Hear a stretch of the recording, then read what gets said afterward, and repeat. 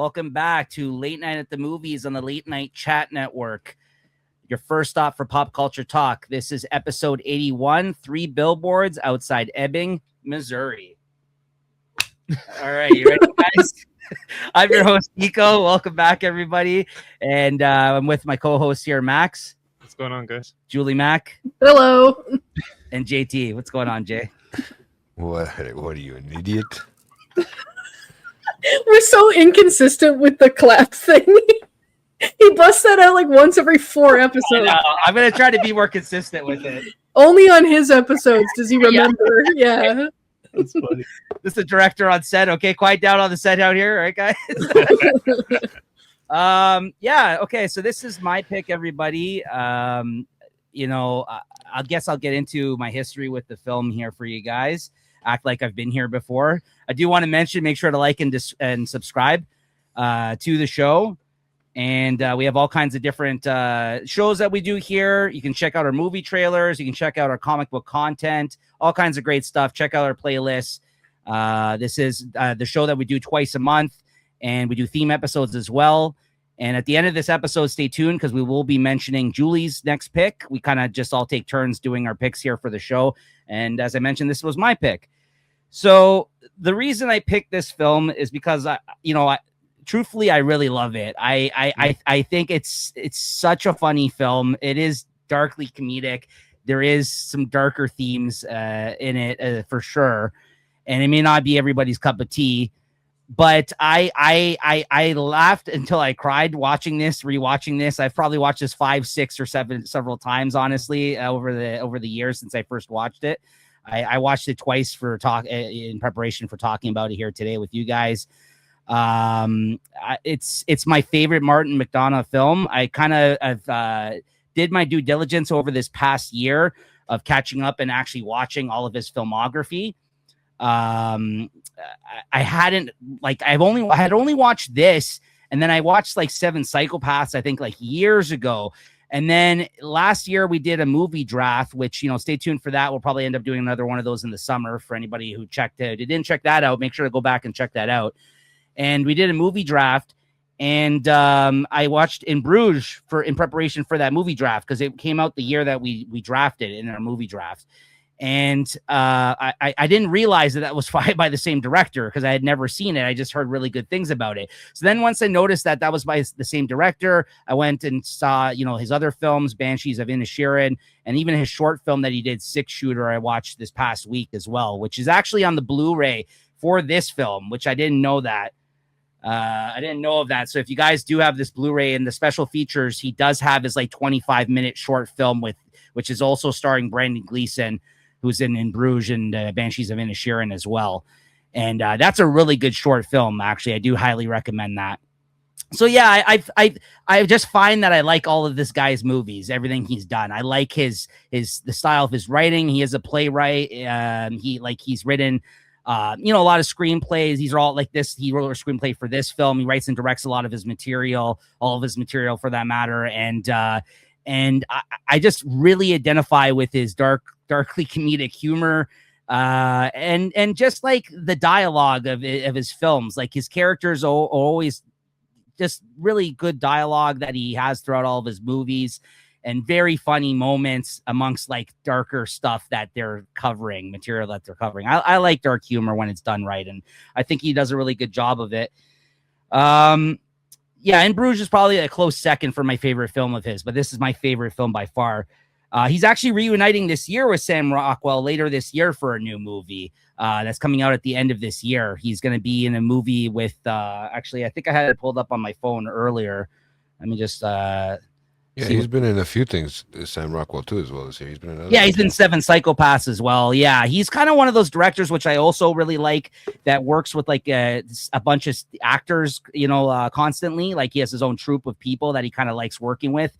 He's had multiple people, multiple films at this point that he's worked with, right? So the movie's called Wild Horse 9, and that comes out November 6th later this year, starring Sam Rockwell, Steve Buscemi, which I'm really excited by, John Malkovich, Tom Waits, and Parker Posey. The film follows 2 CIA agents in 1973 Chile shooting on location in Rapa Nui, Easter Island. So yeah, that's coming out at the end of this year, and it's listed as a dark comedy drama, which again, like all his films, it seems like.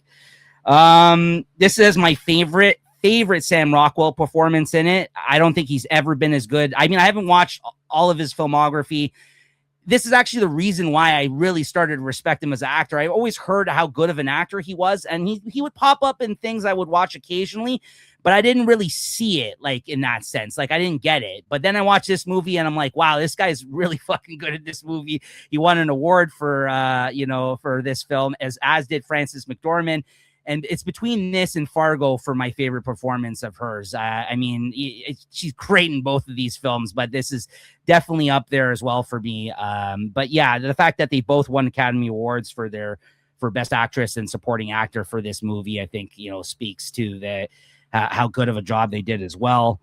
At its core, this film is about, to me, and I really had to explore these themes after having watched it so many times, is like about a woman grieving and basically her and another character dealing with their loss, like trauma bonding essentially by the end of the film. Like they both kind of find a purpose to kind of, to you know what I mean? Like to get together by the end of the film. And I know the film's ending was a problem with a lot of people.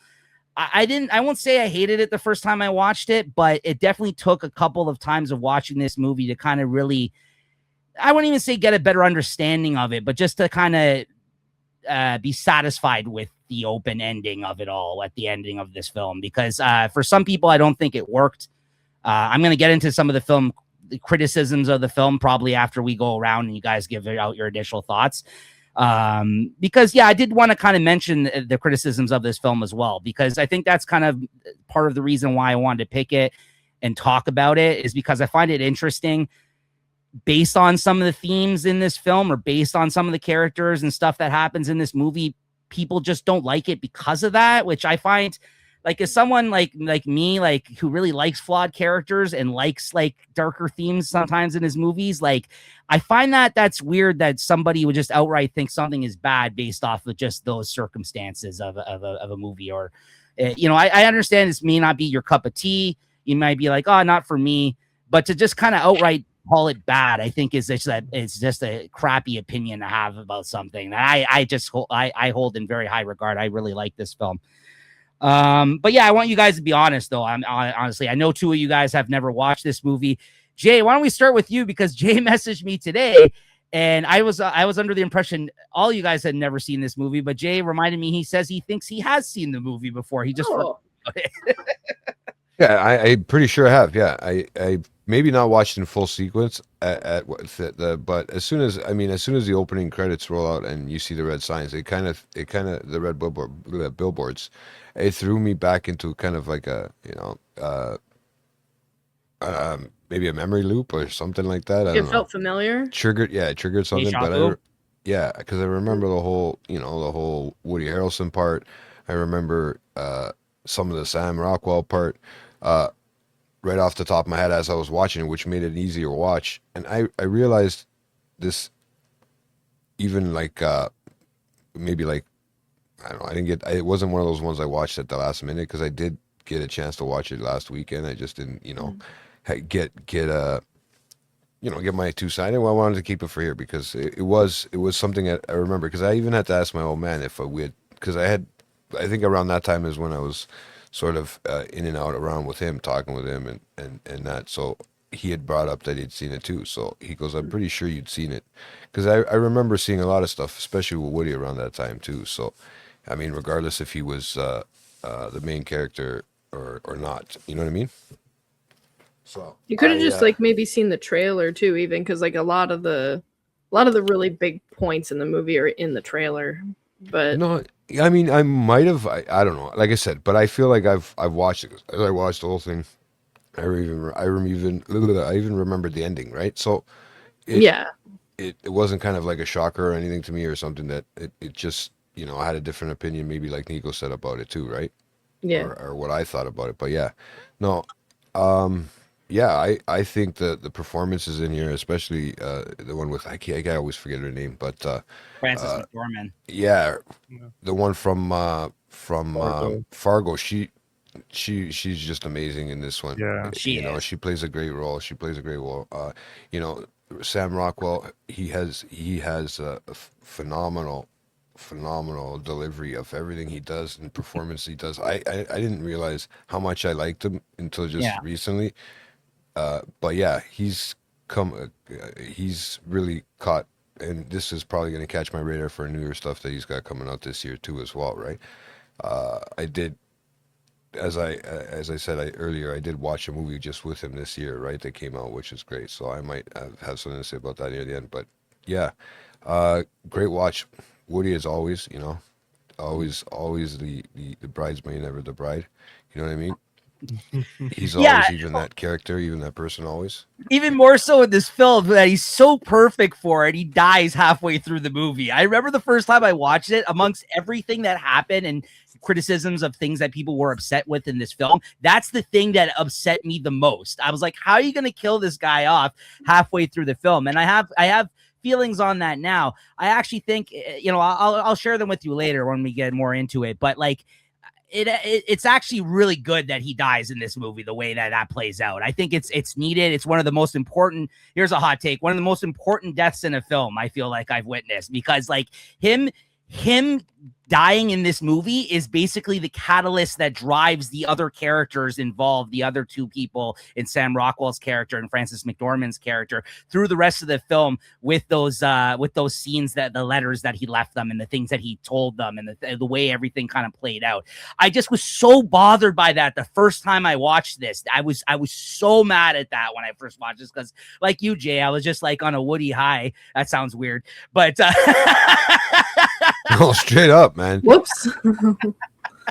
but that being said, like I just love Woody Harrelson and things, and I think he's like perfect for this movie. Yeah, I just think like amongst a perfect cast as is already. Like I think even the smaller characters, the people that they cast in this movie, it's a phenomenal cast. Like Jay said, that's the other thing. And when you have writing this sharp and so darkly comedic, like the fact that they're able to all pull it off like together in this film, and all like, I think kind of approaching it from different angles, it's just really, really well done. I think that he's an excellent writer, this Martin McDonagh. I mean, I just love the way his movies unfold and the things that they choose to kind of focus on, and the types of characters that he plays around with, like flawed characters for that matter. Yeah, you get like 3 to 4 different people that have different lives separate outside of what the main story is about, where they're all interacting with each other, which is always something fun to watch, because then you got to kind of keep track of everything that's going on and see how, if it links up, how it links up, and how they all,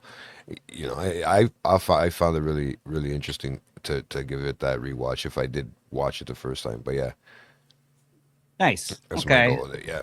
How about you, Max? This is your first time watching it. Yeah, it is my first time watching it. I remember when this movie came out, because there was like a lot of buzz about it, and I remember like it was like a huge like contender at the Academy Awards that year and all that, and it won a bunch of awards like you mentioned. But I didn't put 2 and 2 together that this was actually Martin McDonagh's film. I was aware of him because of In Bruges. I think that's the only film of his I had seen at that time when this movie came out, and I love that movie as Great well. movie. Yeah, it's a really, really good one. But no, this is my first time checking it out, and it's good. I like it, actually. I like it a lot. Nice. I think my favorite thing about it was Frances McDormand. I think she's just incredible. Like even even like times when she's not even saying anything, but just that stare that she has, and that cold like dead stare that she has, she's just like, there's just so much to her, I feel like. And I just really liked she nailed the performance. Sam Rockwell too, although I've always known Sam was like I've always liked Sam. Like he's like, this was my coming out. You're on a party. first name Yeah, basis. yeah. For like, me, I don't know. Sam is always like, he's always welcome for me. Like, because I like him Yeah. just fine, but like before this, I don't feel like I saw enough of his movies. Like I watched him in Iron Man, too, and like yeah. I watched him in like this You ever movie. seen Show up. Moon? Which one? Moon. No, Oh, that's a good movie. I've heard it's a good you one. should Yeah, check that one yeah, out. yeah. Ever seen But, like, Choke? Which one? Choke? Yes, I the don't Chuck think I've seen Palahniuk No, I don't novel think one. I've Yes, seen that one. I have seen Choke. Yes, And he's also in Green Mile. Yeah, Green Mile was that. Yeah. That's another. He's a But cop like, in I that feel one. like Oh no, he's a bad guy. he Yes, plays in a lot Saw. of like supporting roles, though. I feel like, he which is does. fine. But I just think that I never really took notice of him. But like, I always knew him as a name. You know what I mean? So like, but for me, like this, what for me was like, okay, this guy is like the real deal. Like when I watch this movie, I'm like, no wonder everyone praises this guy. Like when I watch this, because again, and we'll get into it. Some people's biggest problem about his character in this film is that he gets a sort of redemption arc in this movie. And because he's kind of like a racist, ignorant fucking horrible cop in this movie, some people's big criticism about this is that they're upset that he was able to get a redeeming moment, which I don't necessarily agree with. I think it doesn't mean that if a bad person can't do good things, and it also kind of is baked into the film itself. His whole kind of turn. If you watch the movie like as many times as I have, I think like it's easy to kind of like look over the fact that what Woody Harrelson says to him in his letter gives him the confidence to actually like someone believing in him and talking about all the hate that he was keeping in his heart and for like it was coming out in bad ways. Like people exist like this in the world. Like I don't think that like it's not they're not worthy of having a redemption arc just for being a bad person. Like I get it's not everyone's I don't cup really of get tea. That criticism. Some people a lot of people dislike that about this film. Is that how you're going to make this guy? It kind of reminds me a little bit when people were talking about Marty Supreme or whatever. Like he's a bad guy, and that's kind of why I wanted to. I don't really subscribe to those kind of. Neither do I, but that's why I wanted to talk about this film here today, because I feel like, you know, that's kind of like even baked into society these days with the whole cancel culture thing. It's like people can't redeem themselves if they do something bad. Like, this guy is not a great person in this movie, but he it seems like seemingly he's kind of trying to turn things around for himself later in the film, right? And I just don't think it should. But also, people. I mean, not to like take this somewhere else, but like people also redeem themselves in real life too. So like you know, they do something bad and then.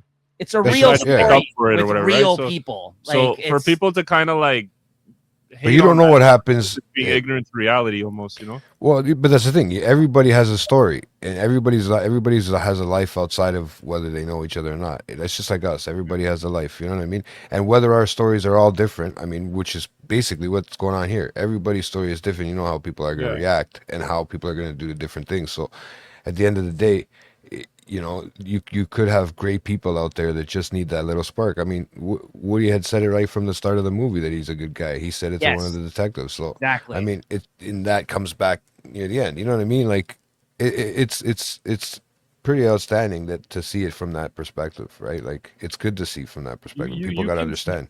You can tell watching this movie that this guy is like a playwright. Because this movie does have this sort of play kind of feel to it, where it's like you had the main characters like of Francis and Sam and Woody, but then you also have all these other like side roles that populate this town and give this town like kind of, you know, its life, its character. You know what I mean? Like they feel like very real characters. Yeah, there's so many. There's so many characters, and the dialogue feels real. It does. No, there's so many characters, but they all have like their unique personality, and you don't really need to see like there's like enough time for each character to kind of understand what they're about. And I just think it's very well written actually from that point of view. But Julie, why don't you say what did you think about it's also based on a real life thing, no, as well, a case that's still open. That I'm not sure. Was that your Google AI answer that's provided over there? No, it is actually. It's built off of a case. It's the same thing, bro. If you can look it up. Yeah, of something that actually happened to a girl in in Missouri. Yes, I'm not doubting it. Is the Billboard thing true too? Like someone, someone rented they out. But I think it's the father. I think it's the father. If I was reading correctly, it's the father. The premise of this story feels so like I've never in a million years could have thought of something like this. It feels kind of very original, but then, you know, everything I guess does come from something, right? Like real life. I mean, he did write the screenplay, but if it's based off a real life event, that's Yeah. interesting. I didn't know. Yeah, I actually didn't know that either. That's I so actually really haven't looked too much into the making of the film or the director, like I tend to do with some of the films we talk about, because I have a lot of interest in the director. But that being said, as I've become such a big fan over this past year of this guy's movies, because I realize he did all these films, I definitely will be looking more into that kind of stuff moving forward. But Julie, yeah, go ahead. What did you think about this movie? Okay. I'll preface this by saying, before I give all my criticisms, I really do like the movie. I promise you I really liked it. Oh, nice. But I do think it is a very flawed film. Yeah, there you go. As far as delivery goes. Okay. But I do really like it. I really enjoyed it. But I think, so okay, first of all, it's my first time watching it. I've also never seen any other Martin McDonagh movies. So this is my only exposure to him and his work. I have not seen In Bruges. I have not seen I don't think I've seen Seven Psychopaths. I haven't seen that it's one. Kind of my least favorite film of his. It's still good, but like I remember being aware of it, but I don't think I've seen it, and I haven't seen it. In that as well, and so is Colin Farrell and Christopher Walken. It's a really good cast. He likes Colin Farrell a lot too, eh? Yes, yeah, he's worked with him in about 3 other films, In Bruges and She's a Miniature, and same with Gleeson. Brendan Gleeson was in a short film, as well as 2 other films with Colin Farrell. So yeah, he works with a lot of the same people. This was kind of like his first No, Seven Psychopaths, I think, was before this, too. Never mind. I was going to say this was like more like American actors, but he's always mixed in some other people as well in his movies. But there's a lot of British and Irish and this kind of stuff. Yeah. These type of actors in these films as well. So I have been looking for an excuse to watch it for a long time, because I remember, I don't know if it was like around the time that it came out or whatever, but I remember like for a long stretch last year that I was getting, my algorithm was feeding me clips and feeding me the trailer and stuff. Like, it's been sort of in my orbit for a little while, and I just had not had a chance to sit down and watch it, or hadn't thought to do it yet. So I'm glad we did it for the show. There's like a lot of online discourse about the plot of the movie. Okay. Here's the thing. It's kind of like a polarizing thing. People like hated it or they loved it, which I think is sort of the markings of like what, I mean, it makes for really good discussion, right? But like, well, that's why I wanted to pick this today as well. And I called it last episode. I'm pretty sure one of you may not like the film for reasons. And I kind of wanted to pick something like this because it would spark an interesting discussion based on like things I've been thinking about lately. Yeah, like it's films and what people think of films, like film criticism, even what makes a movie likable and not likable for some, right? That's right.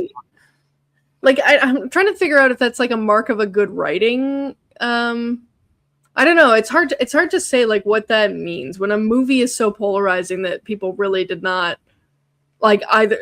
It really ended up on one end of the spectrum or the other. Like people loved it or they hated it. No, I haven't seen anything of anybody really feeling like indifferent about it. There's really just like seems to be two sides. You hate it or you love it, kind of. Yeah.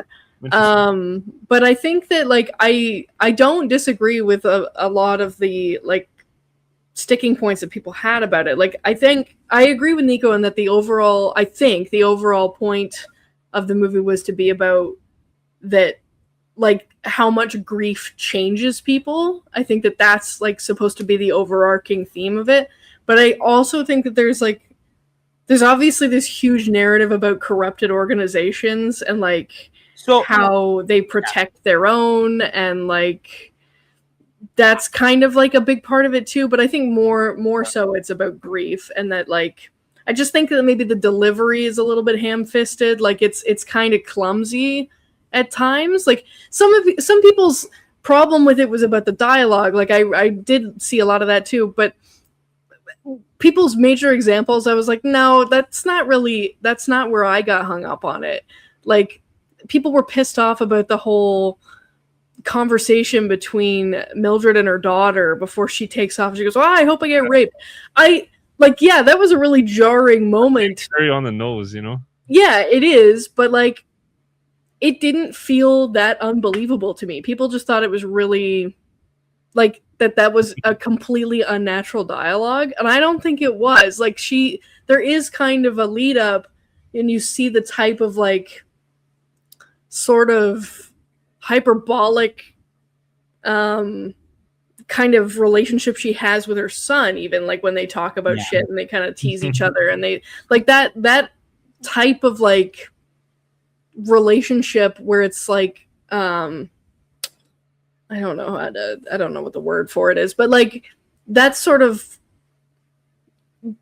jousting each other for fun, like that's kind of built in. So like that whole thing where she says, you know what, I hope I get raped, well, I hope you do too, like that doesn't really feel that fucking way out there for me to feel like that was a completely useless writing point. Like I disagree with that discourse. But again, just the theme being that this girl got raped being the setup theme of this film, and that's kind of where it goes from there. That alone is enough for people to not like this film. Yeah, I guess I see. What I don't like it though is when someone's like, there's a person that gets raped in this movie for the point of the plot.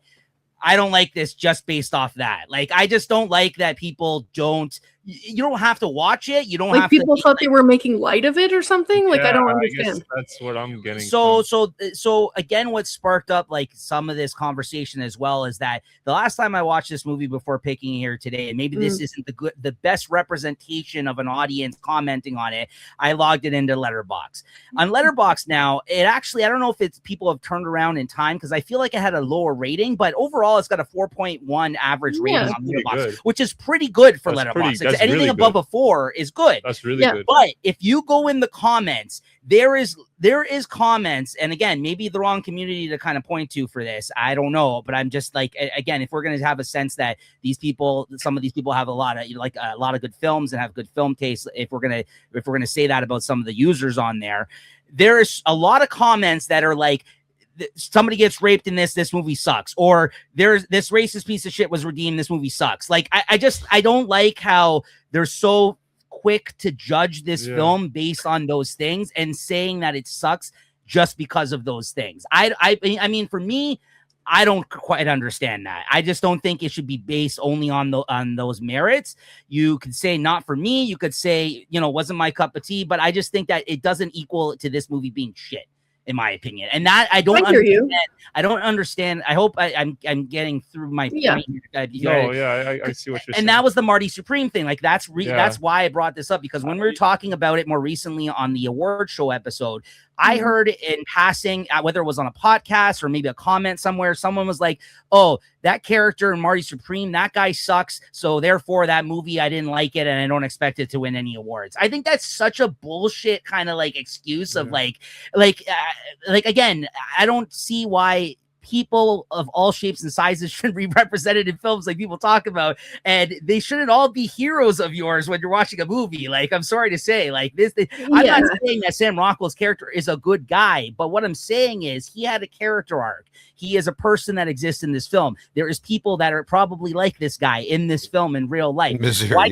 Why can we not tell a story? Why can we not tell a story with this type of character in a movie without you saying it sucks based off of that? That seems weird to me. I hear what you're saying, but I think that my criticism of that is that the 180 happens so starkly and so fast and in such a short time. You would think so.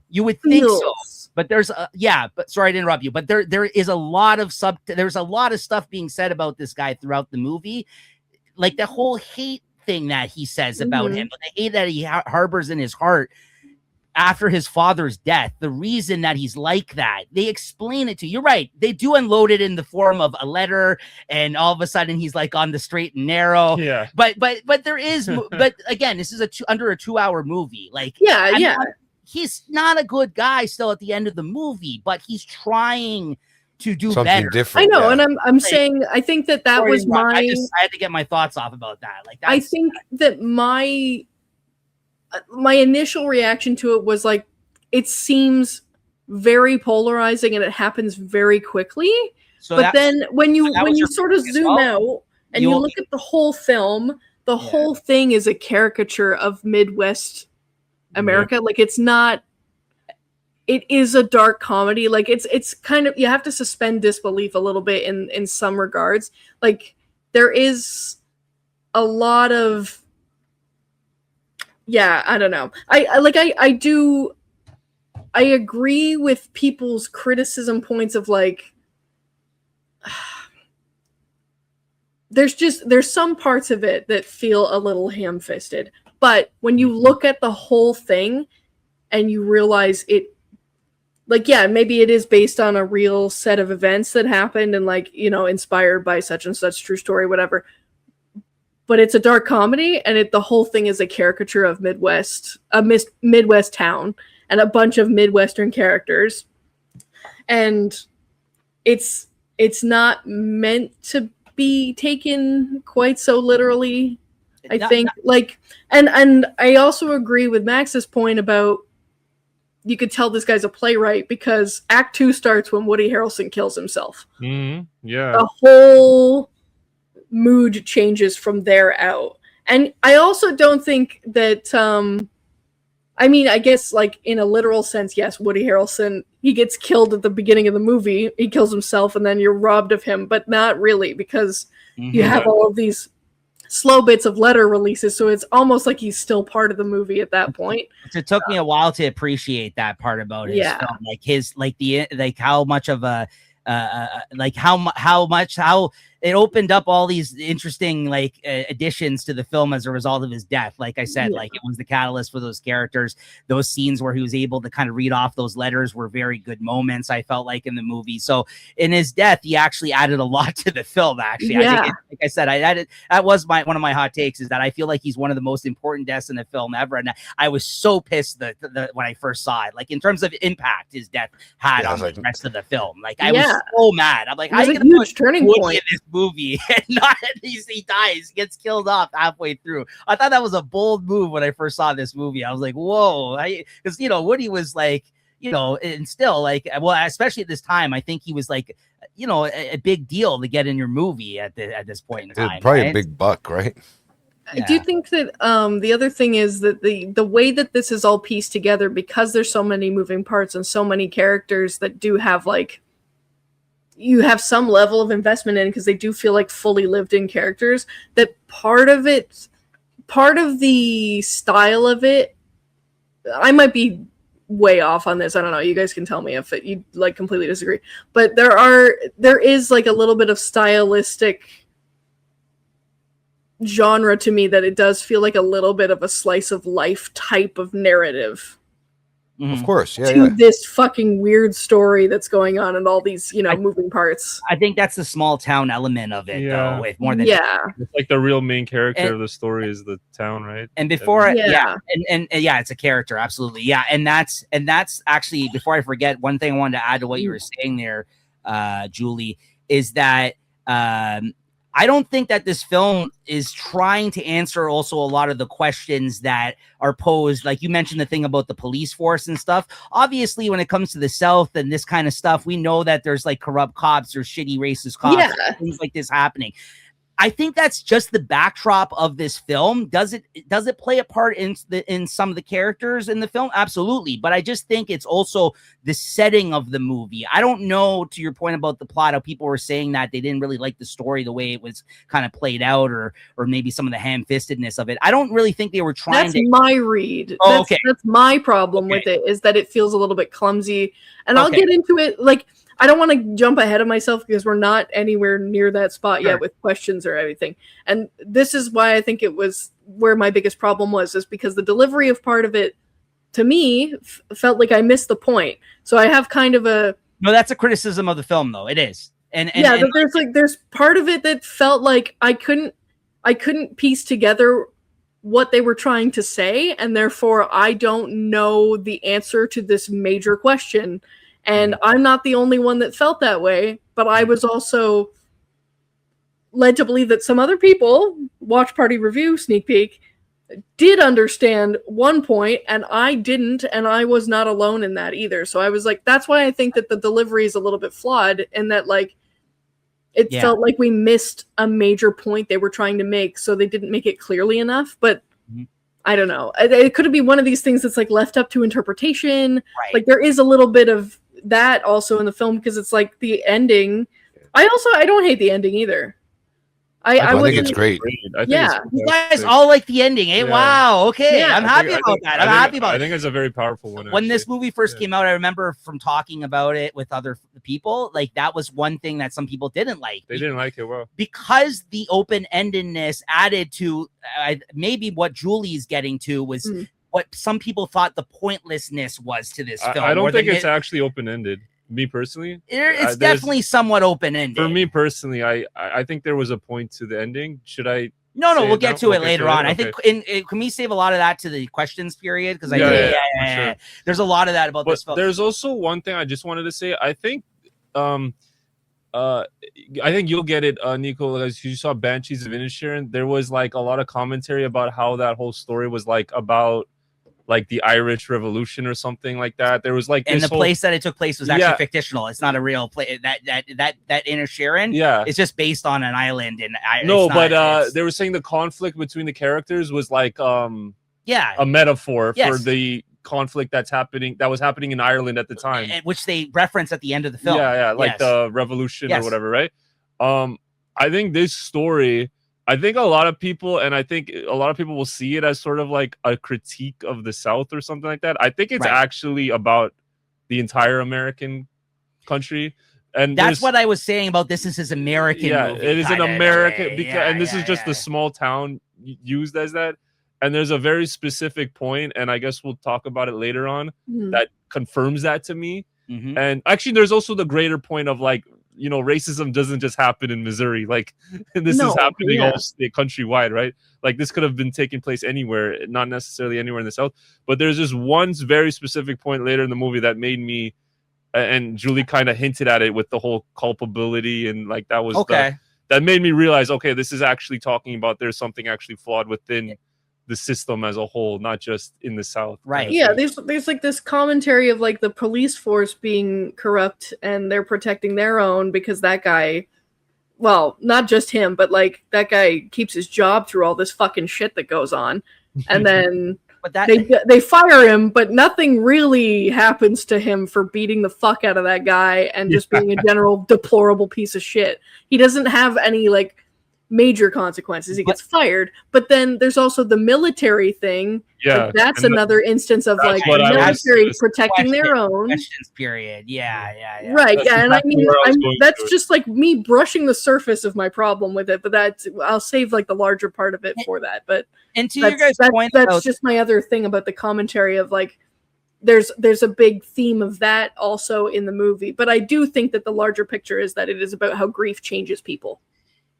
Right, which is what I was trying to say. Like, despite all that, and that's why I think it's a fair criticism that folks have, because there maybe is so many. But that's what I think makes it an interesting film. It could be all those things to the right viewer, but I don't think that they're also trying to answer those questions for you or trying to. I think it's really just the backdrop and themes that he was tending to play around with in terms of this town, these people, these characters. I do much more think this movie, and again, that's my interpretation of it after having watched it so many times, is about grief, is about loss, is about these people, how they're dealing with it. And those two characters colliding there at the end, like I said, like I didn't even probably know what like trauma bonding was the first time I watched this, but that's literally what happens to these characters. Like at the end of I this even film. think there's even like love too, and not just trauma. There's everything. There's got a little bit of everything. It's but like they're real. both It is real life. Loss. They both experience loss in this film, and they're lashing out at the world, and it's like right. And again, like. Neither of them are right with how they handled their feelings in this movie. But like whoever is, bro. Here's the thing. Hot take again. Hot take number 2. You can. No, seriously. Seriously. As bad as Sam Rockwell is, Frances McDormand also is very shitty about how she goes about things in this movie. Don't let it be confused. Look at what she does in this movie. The other guy's just easier to hate because we're all just like, oh, look at this racist fucking piece of shit over here. You know what I mean? Like this ignorant guy who's like, Frances McDormand is not dealing well with what happened. Made poor Woody shoot himself in the head, bro. He's grieving, and he said that she didn't. I know. So that's where the head goes. So yeah, so again, I just think it's interesting given all that. Like, these are flawed characters. Like, that's my favorite type. Christine says that about me all the time when I watch movies. She's like, "Oh, you always like asshole characters because they're most complex and interesting to unpack." They're layered. Yes, and I just think it represents more human nature than anything in humans and real life people, because like no one's perfect. I just think it's like, you know, I just think it's interesting. I just think it's way more interesting to tell a story about like somebody who has complexity to them more than like somebody who's like everything goes right in their life. Like, who wants to see a story like that? No, but I always tell you. I said that I do think a mark of a good writing is when you are made to root for the terrible character. Right. Yeah, so I do think that is a mark of good writing in this movie. That's the thing. The people that just write this off based off maybe characters they don't even understand character arcs. But like, I don't there's a thing called a character arc where like Game of Thrones, like, right, Jay, like Jamie Lannister was the biggest piece of shit garbage in the first season. By the last season, everyone loved that character. Everyone's like, this guy's the best. And then you forget like all the horrible shit he did. And that doesn't make it right. It doesn't mean they're redeemed. But it means, like, again, a bad person can still do good. Like, we can still appreciate something about these people. I don't think they should just be written off like people try to do with people, and even like society tries. Yeah, exactly. But I always said that to you, Nico. You always seem like you wasted it. You should have been a fucking therapist. The way you analyze people, I'm serious, man. Like, that's even with your characters in the fucking movie, right? So you picked the most complex ones. I just felt like such a fucking weirdo watching this the other day. Christine's looking at me while on the couch because she was on her phone or something. She wasn't paying attention. She's seen this movie before. But she's just like shaking her head at me because I'm laughing and crying at the weirdest fucking moments watching this. just because again, it gets me in a weird way. It gets me in a weird way at certain parts. Like, certain parts get to me. The Woody parts especially. I get really sad about all the things that happened to Woody. It's actually one of the more tragic themes of this film, despite it being based around like what happened to her daughter, which is terrible. The Woody thing, just because we're seeing that like as it plays out, is kind of sad what happens to him. But okay, but let me get this off before we get into scenes and stuff like that.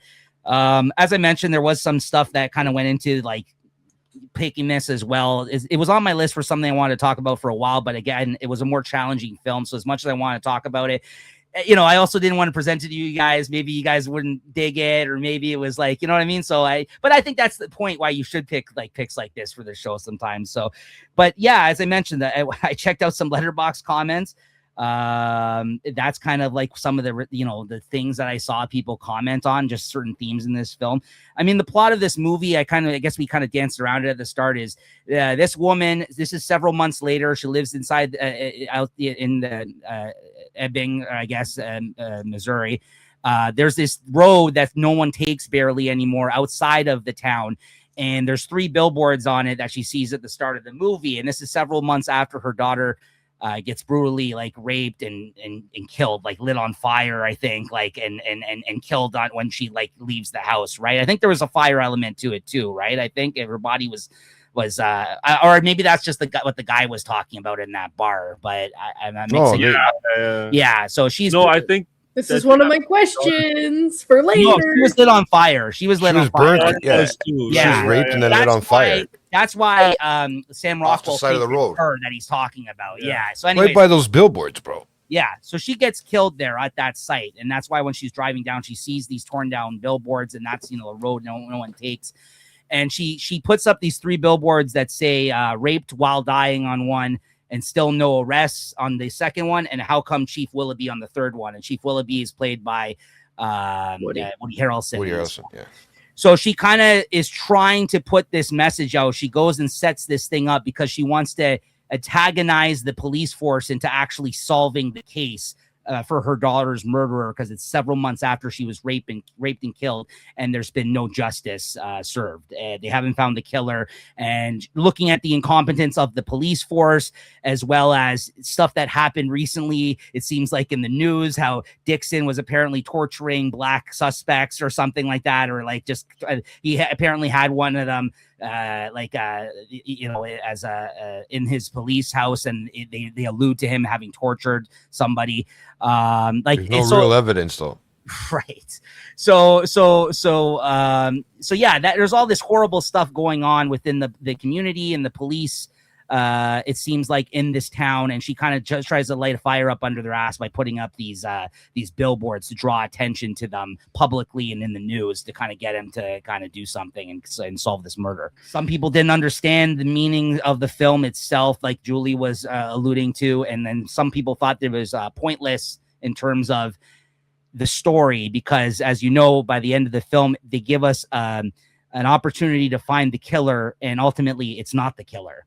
And then that kind of, that's how the movie ends, but then it kind of goes a little bit even farther from there.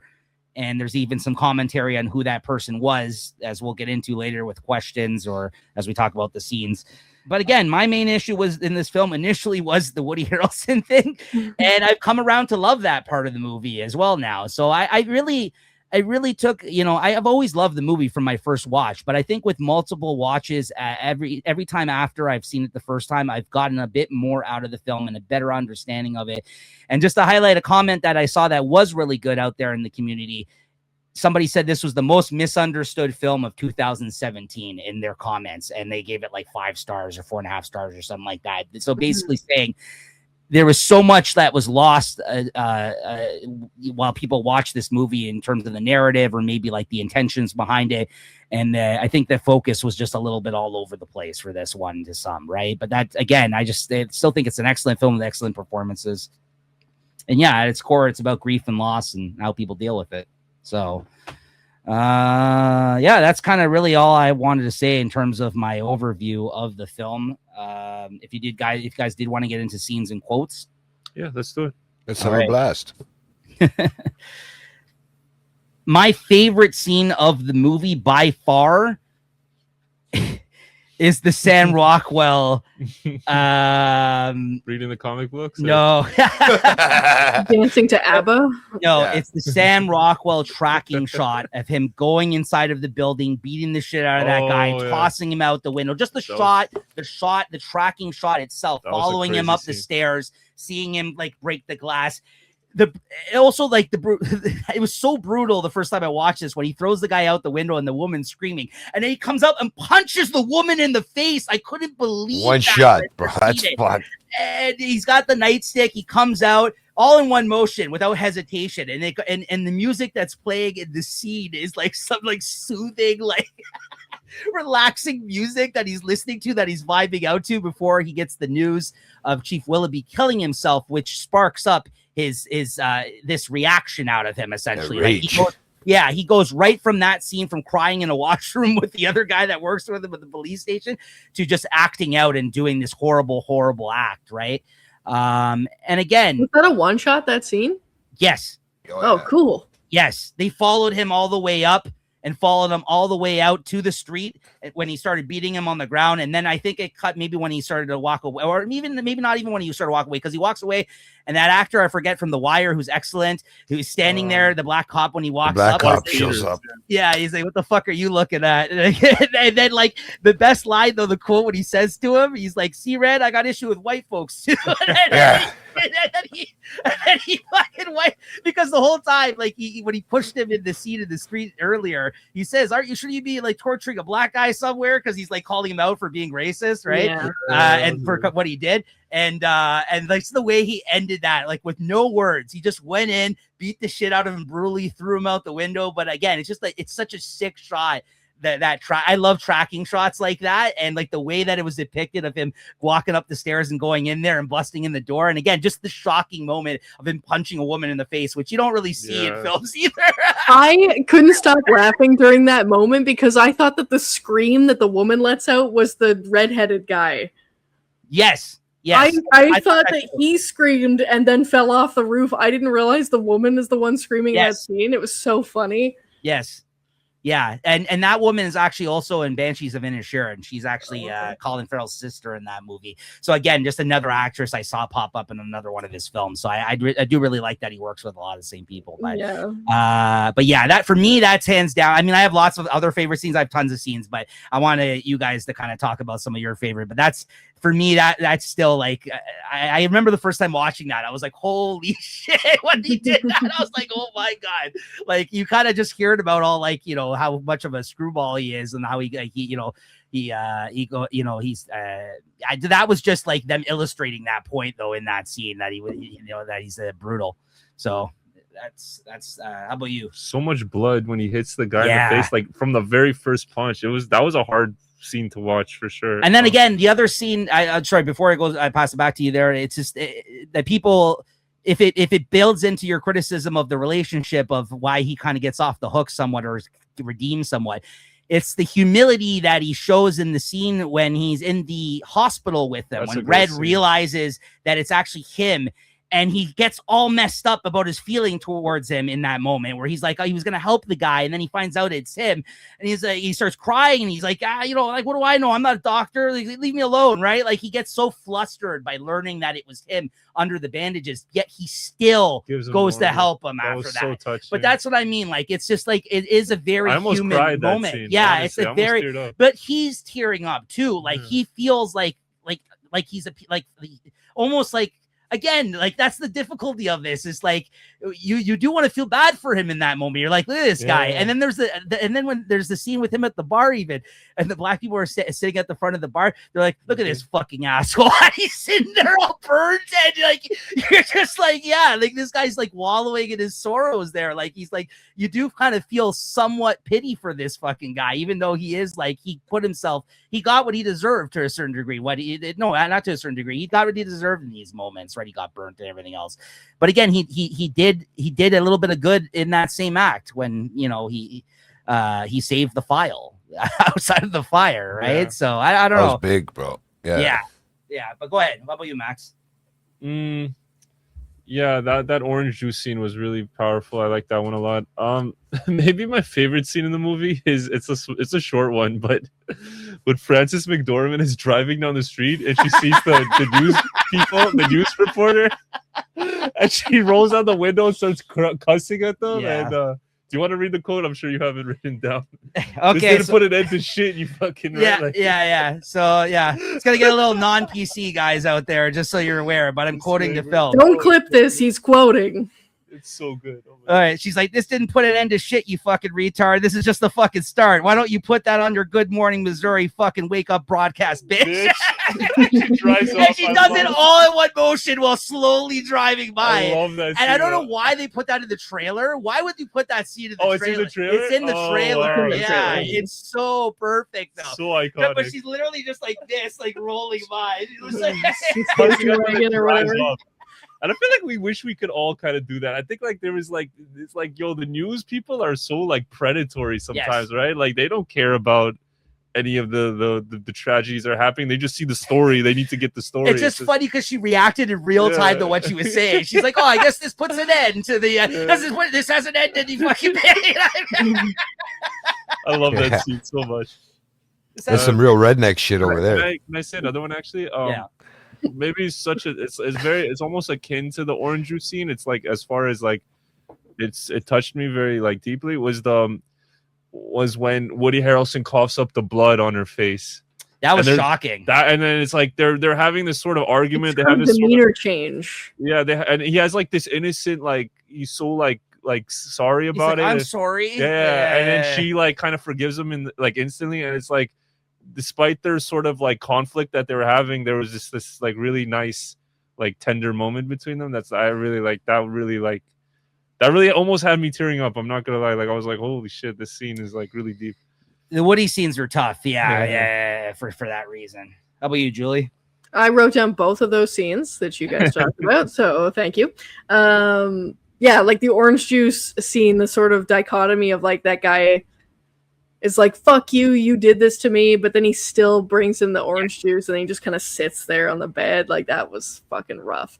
And yeah, I wrote down that too, the pivot of Hayes and Willoughby having that conversation where both of their masks kind of peel back when he accidentally coughs blood on her, and then she switches right away to go, I know you didn't mean to. And like, yeah, that I had that down. Every Woody Harrelson note reveal was fucking great. I had that down too. Yes. Oh man. And I think, and one that I just like, I don't know why this one stuck with me so much, but that's the scene where Dixon and Hayes are sitting on the swing sets just talking about what he's found out on, like, just that scene of them talking when they're sitting on the swing set.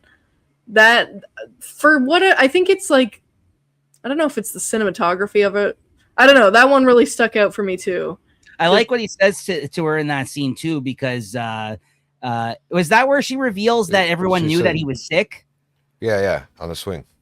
That's where she says. She goes, everybody knew that. Everybody knew it. Yeah. And I loved his reaction to that. And he's like, and you still put up those billboards? Like, he's like hurt by it. He's like, don't you see? Well, like, because he thought he was revealing something to her, and like, you know what I mean? Like, hey, listen, Mildred, like, I know you're having your fun with this, and I get what you're getting at. That's the thing about that character. He actually did want to solve that case. Like, everything he said was not bullshit. He wasn't blowing smoke up her ass. He's like, I can't do, like, we hit a wall. Like, what do you want from me? Like, and he's like, and you're torturing me as I'm dying. Like, and she's like, nailing him with one-liners too, like, you know. But then after, when he walks away, you know, on the swing there, when they're on that swing there, and he walks away, and she actually puts her head down because how she said it. She goes, ain't it going to be that effective after you're dead? That's right.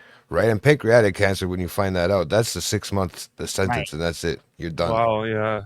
Right. That brought back some memories for me. But yeah, no, 6 months and yeah, you're gone. So.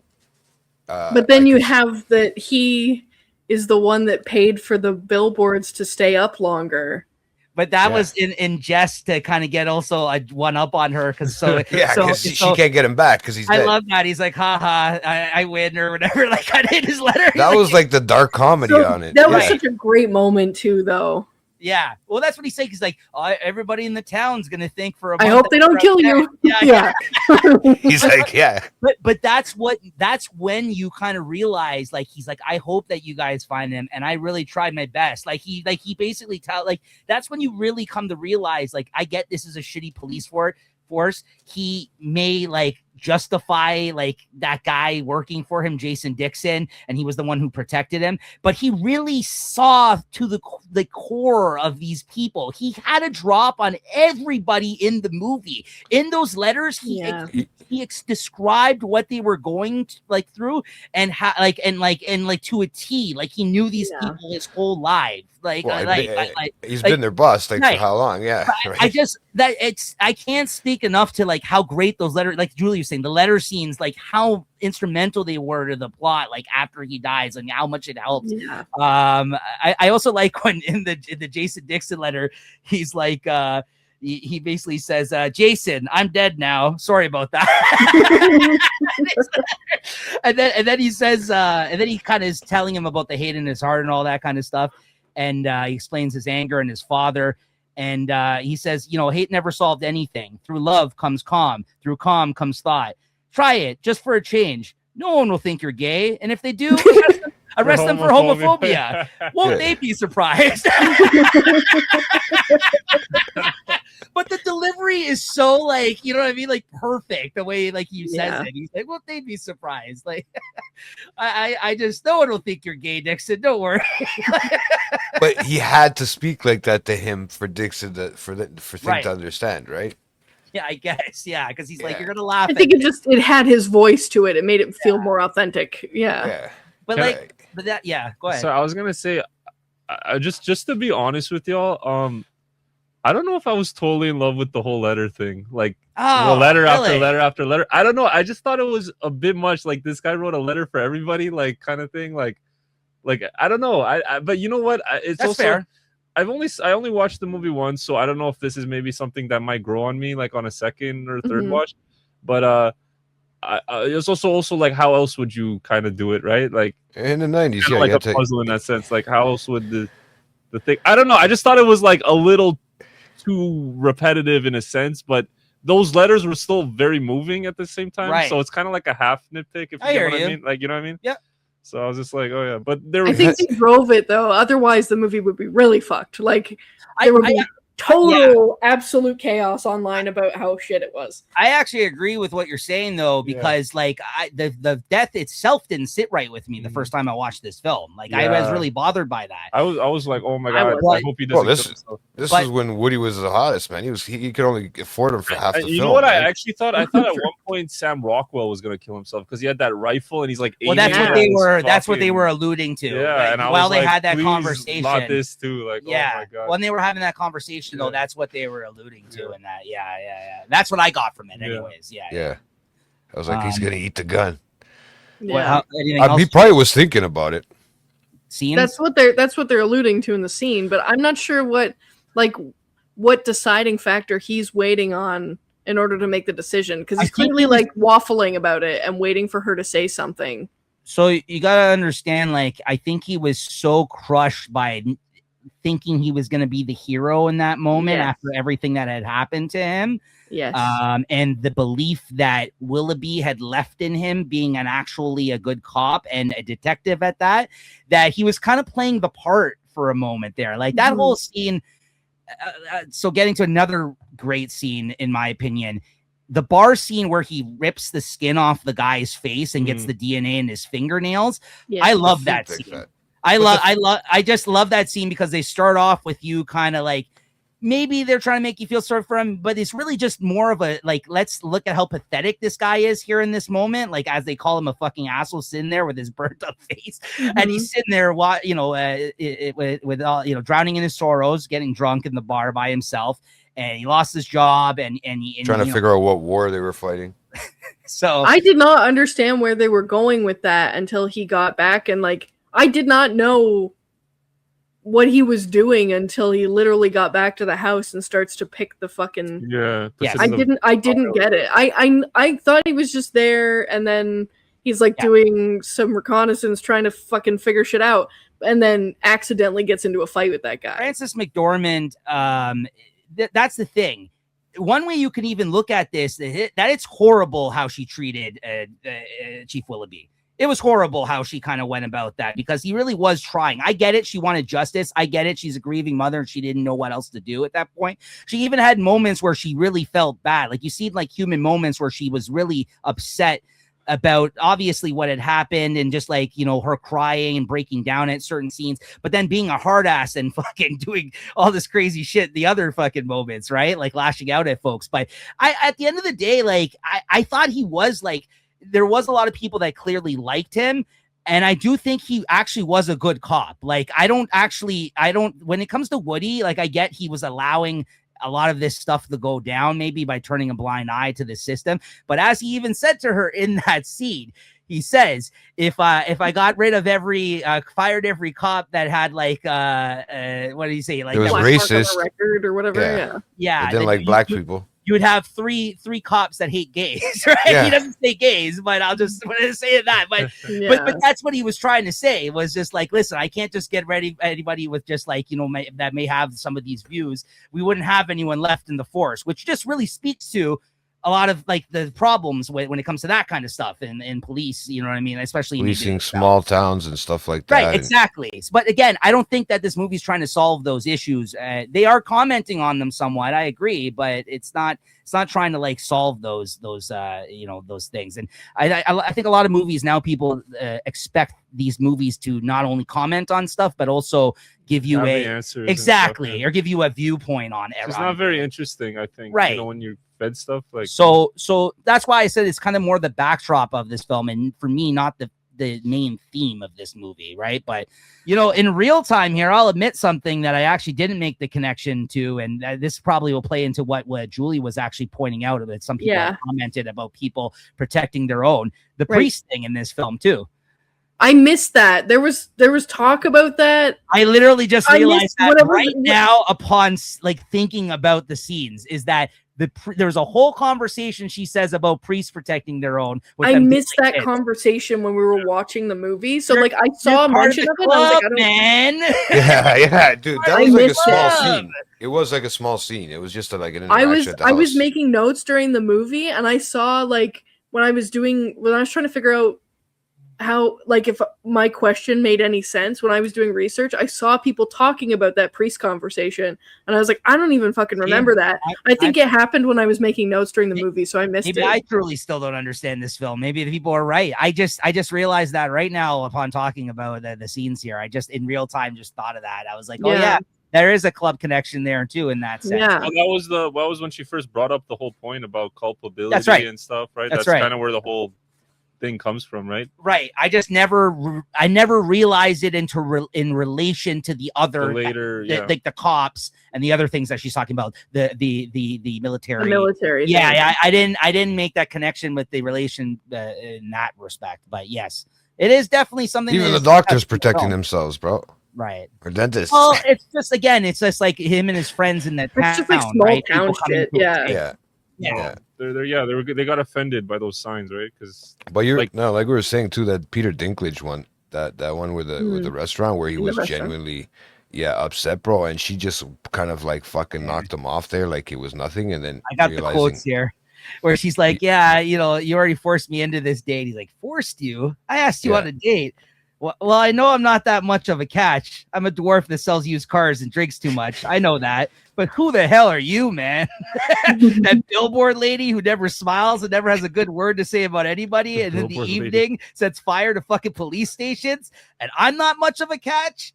And then he gets like all sad as he walks out. He's like, she's like, hey, he's like, I didn't have to come and hold that ladder for you. yeah, straight up.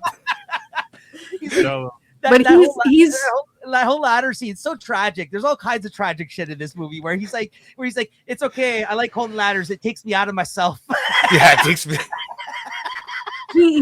That scene is so sad though, because he's misinterpreting what happened. Yes. He's like, oh, she's embarrassed because her ex-husband is here, but that in reality, she just found out that her ex-husband is the one that burned the billboards down. Right. Yeah. She should have been more like sympathetic towards, obviously, but she didn't know the whole deal. But he kind of read the play as like, you're embarrassed to be here with me. Why would I come here another day? Like, you didn't want to do this. Like, right. Yeah, he went all out. He went like Lannister money on him. Fuck, bro. He spent all out. He got a booster chair and everything. But what is up with this director and fucking dwarves, bro? In Bruges, it's a big theme too. That has an obsession, bro. Yeah, he likes dwarves.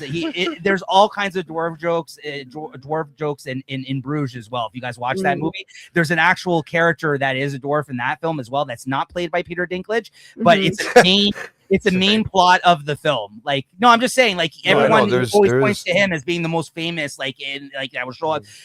And also because he uses a lot of the same actors. I'm not saying he's the only actor out there. Peter Dinklage, Vern Troyer, who's dead, Brad Williams. I don't know the guy's name. Who else could it be?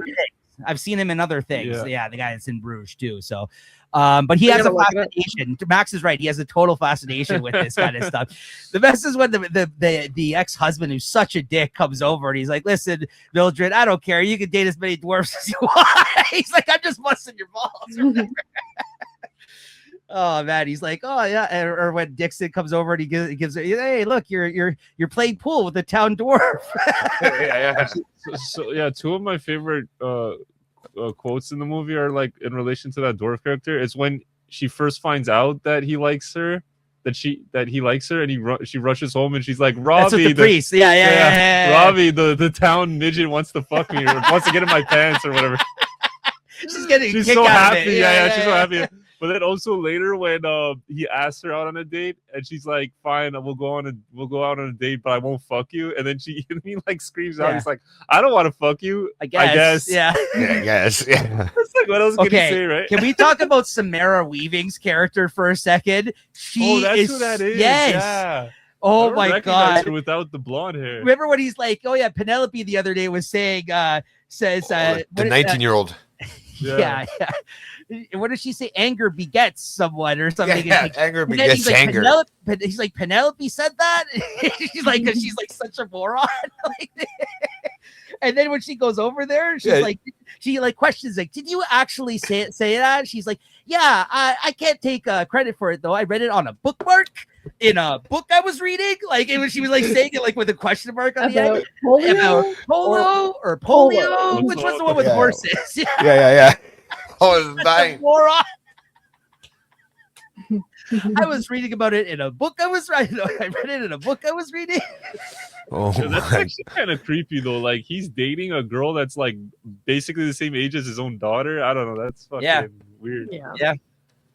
It's fucking, yeah, I know. And It's a little bit. he's also like a pretty fucked All up guy. kinds- Like yeah. he's like beating his wife and shit. Like, oh my god. Yeah, I mean there's that whole powerful scene when he Right, I goes guess over there and he grabbed her. grabs Flips the the knife. table over, yeah, and then that's shit. when she walks in to use the washroom. Yeah. But again, he's smart about how to break up the tension of these scenes, like the way he sets up those scenes. Because even following that, I thought that was a really great scene too, where she actually starts crying because he tells her the story about how the daughter went over there to ask to live there, and if he agreed to, then she wouldn't have died, and it wouldn't have happened.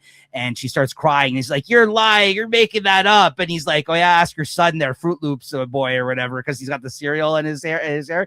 And then when he leaves, she asks, "Is that true?" And he's like, "I don't know, Mom." He's like, "Yes, you do." Like that like it was Basically true. answers the Like, question. right? Yeah, exactly. Yeah. So. They have some great scenes of her and her son too, and she goes into the high school and starts kicking the kids in their nuts and stuff. She kicks the one kid in the It's nuts. that girl in the crotch. That was a great scene. Did you see who threw that? Yo, how did she not get arrested that later that day? Like she's just beating up minors. Also the scene when he goes in to get the letter, Dixon. I think we kind of skimmed over it, but him busting out of the window in that scene and her kind of reacting, like seeing it because she threw the Molotov cocktails. That scene was pretty crazy too. How he tried to protect the file. And the look on her face when she sees that he saved the file for her daughter when she comes out, she's like instantly like filled with regret that she threw the Molotov cocktail at the police station in a way, right? Yeah. But I also like how that circled back at the end when he's just like, Dixon, I got something to tell you. I'm the one that burnt down the police. Well, who the hell else would it have been? Yeah. Yeah. You guys have any more scenes or quotes? I have one more quote just because it was really funny. Mm-hmm. When the deer shows up while she's replanting the flowers, and she says, "I'd give you some food, but all I got is Doritos, and they might kill you. They're kind of pointy." Yeah. A lot of people were pissed off about that deer too. No, They I thought- like that moment. They thought that they thought the scene itself was cheesy, but a lot of people were complaining about that it was a CGI deer. Like, couldn't you just get a fucking deer to come? Man, fuck these people, man. These comments. I didn't even notice that it was CGI. Like, I didn't really connect that Outside at of this all. group, I really don't care for people's movies. Opinion. Yeah. Honestly, I was like, I didn't know what people had gripe about. I was like, who cares? First of all, I didn't notice that the deer was CGI. I wasn't paying that close attention. But like, I get it's like, yeah, couldn't they have just like filmed a deer in some tall grass? Like that is kind of dumb. But like, I didn't find that scene to be cheesy. No. Like, I didn't think it was overdone. Like, I think it was fine.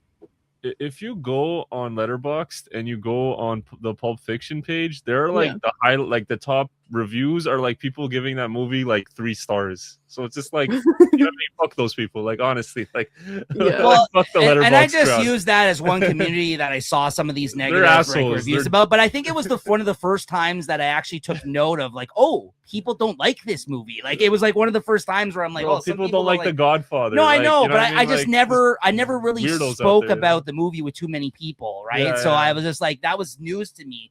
And that's why not to justify my pick, but I kind of wanted to point out some of the criticisms of the film. I think because, a lot like of Julie it- said, it is a polarizing movie in many ways. I right? think a lot Like, of it is like I kind of see where they're going with some of their critiques, like as far as like, oh, it's a story about rape, and then it's like a lot of comedic moments or whatever. But I think I would have kind of read into that.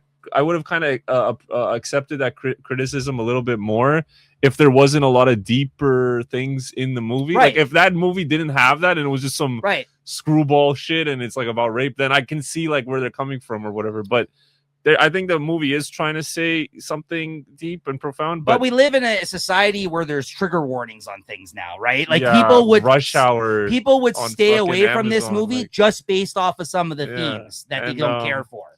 But like they didn't even rely on the shock value of showing anything that happened to her. Like they didn't Exactly. Yeah. No, but that's what I mean. Like to everybody who said these certain things about this movie, like I don't feel like they approached it. Maybe the dark comedy is not in good taste to some folks. But it's not There's like also only one scene with the but- daughter in it, which is like right. he didn't like. But I think that is one like time.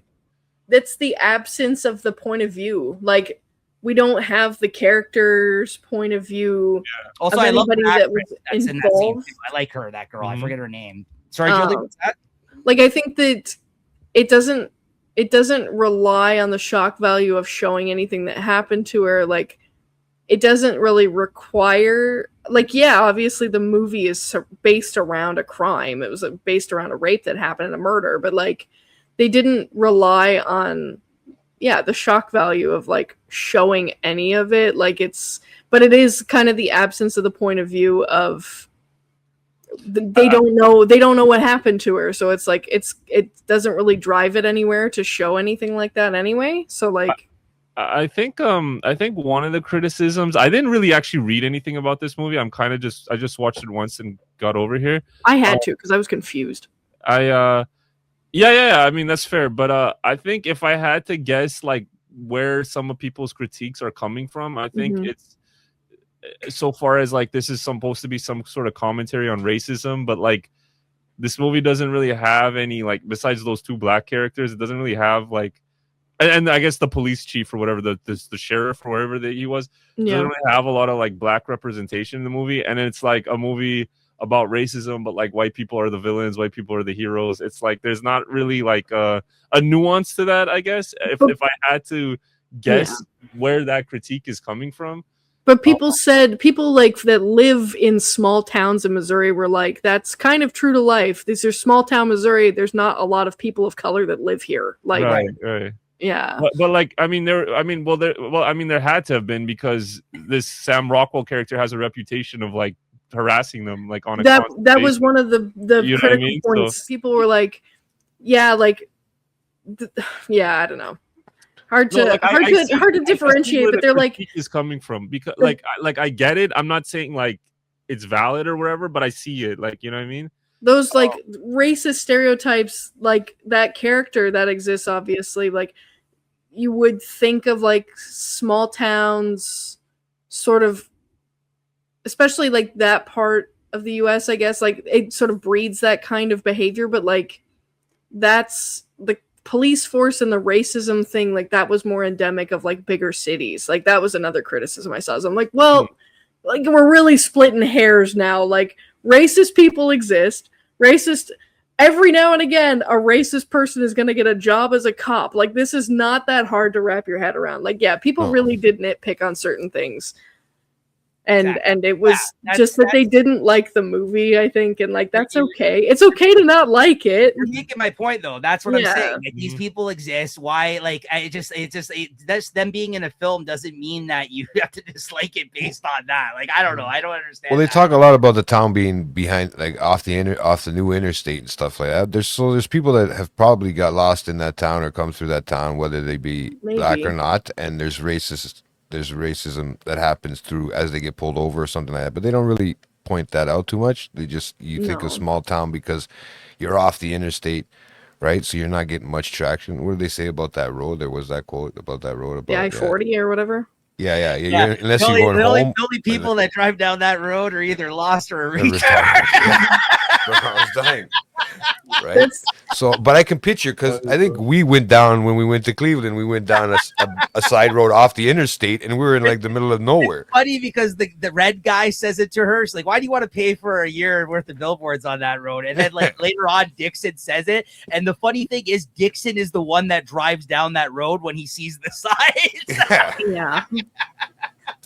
I think, and the other like major criticisms I saw were like people were complaining about people that were like from small town Midwest America were like, this is a classic case of an Irish director having some commentary on small town middle America, blah blah blah. And it was like, well, what are we doing? Why are we policing? Yeah, he's not allowed to make like films. Yeah, he's not allowed to. That was racist. Well, we just did Apocalypto, and that's an Australian filmmaker making a movie about Mayans and Aztecs. ancient Central Americans or whatever, right? So I can't believe I didn't say this quote already, but this is one of my favorite small throwaway quotes in the film. This is when Woody Harrelson comes in there and he's like ready to crack down on the case again. He's like, get me the file on Angela Hayes. He's like, or do you mean the Mildred Hayes case? He's like, what do you mean the Mildred Hayes case? He's like, oh, I got 2 reports on her. One from a lady with a funny eye and a fat dentist. He's like, a lady with a funny fucking eye? Jesus Christ, give me the Mildred fucking Hayes case. Or no, the Angela Hayes case already. The lady with the funny eye is his mom. What the fuck are we talking It's just about? funny the way he says it, like the delivery of that line. He's like, a Yeah. lady with a fucking funny eye. What's But dude, he goes to his notepad to actually look at it as Right, he's doing it. right. Sam, right? He plays it so perfect. I got Dennis and and then later on when they get in the field, he says something. Who told you that dwarves speak to you? And he's like, dwarves? What the fuck are you talking about? See, that's the thing too. People don't realize he's not just racist. He's just bitter about everybody. He's an idiot. Yeah. And he's a moron. Or the scene when he takes the gun and badge from it, he can't find his fucking badge. Sorry, Chief, I lost my badge. I'll give it back to you when I find it. I don't know. No, but then he actually found it. I That have a was sad feeling. too. He obviously had it the whole time, but Yeah. when he like realizes the that case he- is over. he Yeah. can't solve it, and then he sort of surrenders Right. it, and it's like, God damn. They do make you feel bad for him to a certain degree. Like, and I don't think people But he's like about to go kill himself or have another Yeah. suicide. the way he like slaps it on his table, found my badge. He just walks out. Damn, dude. Yeah. No. I know it's tough. It's a I tough. like when they make you feel bad. Make you feel bad for the fucking apparent villain that starts off. We in the got movie, Stockholm like- syndrome for the fucking bad guy. but it's a good feeling, like you said, Julie. It's a thing of a great writer or whatever to put it into a film but, and you like, it's understand it. The thing about, you're feeling conflicted about how you're well, Supposed to I mean, feel not for him. everybody was. A lot of people fucking hated Dixon and thought the movie was terrible because he was in it. But like, the whole thing being But that yeah, if you're they give it made a to second feel watch, sympathy for this guy who's a piece of shit is kind of the That does epitome mean of good powerful. writing. That's powerful writing. Exactly. It made you feel something you didn't necessarily want to feel about somebody in the story. Well, If you feel I'm- conflicted about it, that means it's written. Yeah. well. when he The did that character- turnover point and he started crying, that's when I started tearing up. I was like, see, this guy does have a fucking heart. Woody I didn't wanted just to say know more it. about the turtle, dude. He had a tortoise. We didn't even talk about it. That's tortoise, yeah. And then finally, I liked this one. I really liked the Woody Harrelson scene when his wife he leaves the hospital because he had already decided. In that moment, you could tell he decided to kill himself when he's coughing up the blood and he's sitting there and the guy's like, "Okay, I'll see you in the morning. I'm gonna leave you here overnight." And she's like, "I'm gonna go get your things." He's like, "Yeah, I'm not. I'm not staying here." And as she walks away, he starts like crying, like visibly, like sad because I think in that moment he's like, "I'm gonna kill myself." This is right? This is it. the last time I'm gonna see her. Yeah. He accepts his death in that moment, right? Like, yeah, it's a really. I'm But you almost know tearing what? up right now talking about it. To be Because, honest, you know what? It's a hard. It is hard. It is When he hard. explained it, he said it how he said it. It's a hard thing. I've seen it. To watch a person go at a state That's like tragic that. for the other person too, though. What he did. Yeah. It's very Yeah. tragic for Very. the other person too, right? What he Yeah. did. So I don't think that's fair either.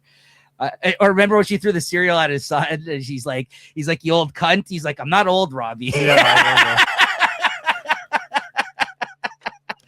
Oh man, so many great one-liners earlier in in this movie. the movie when they said that when he's like there will be no more cunts in this house and he's like What, why are you moving out? Yeah.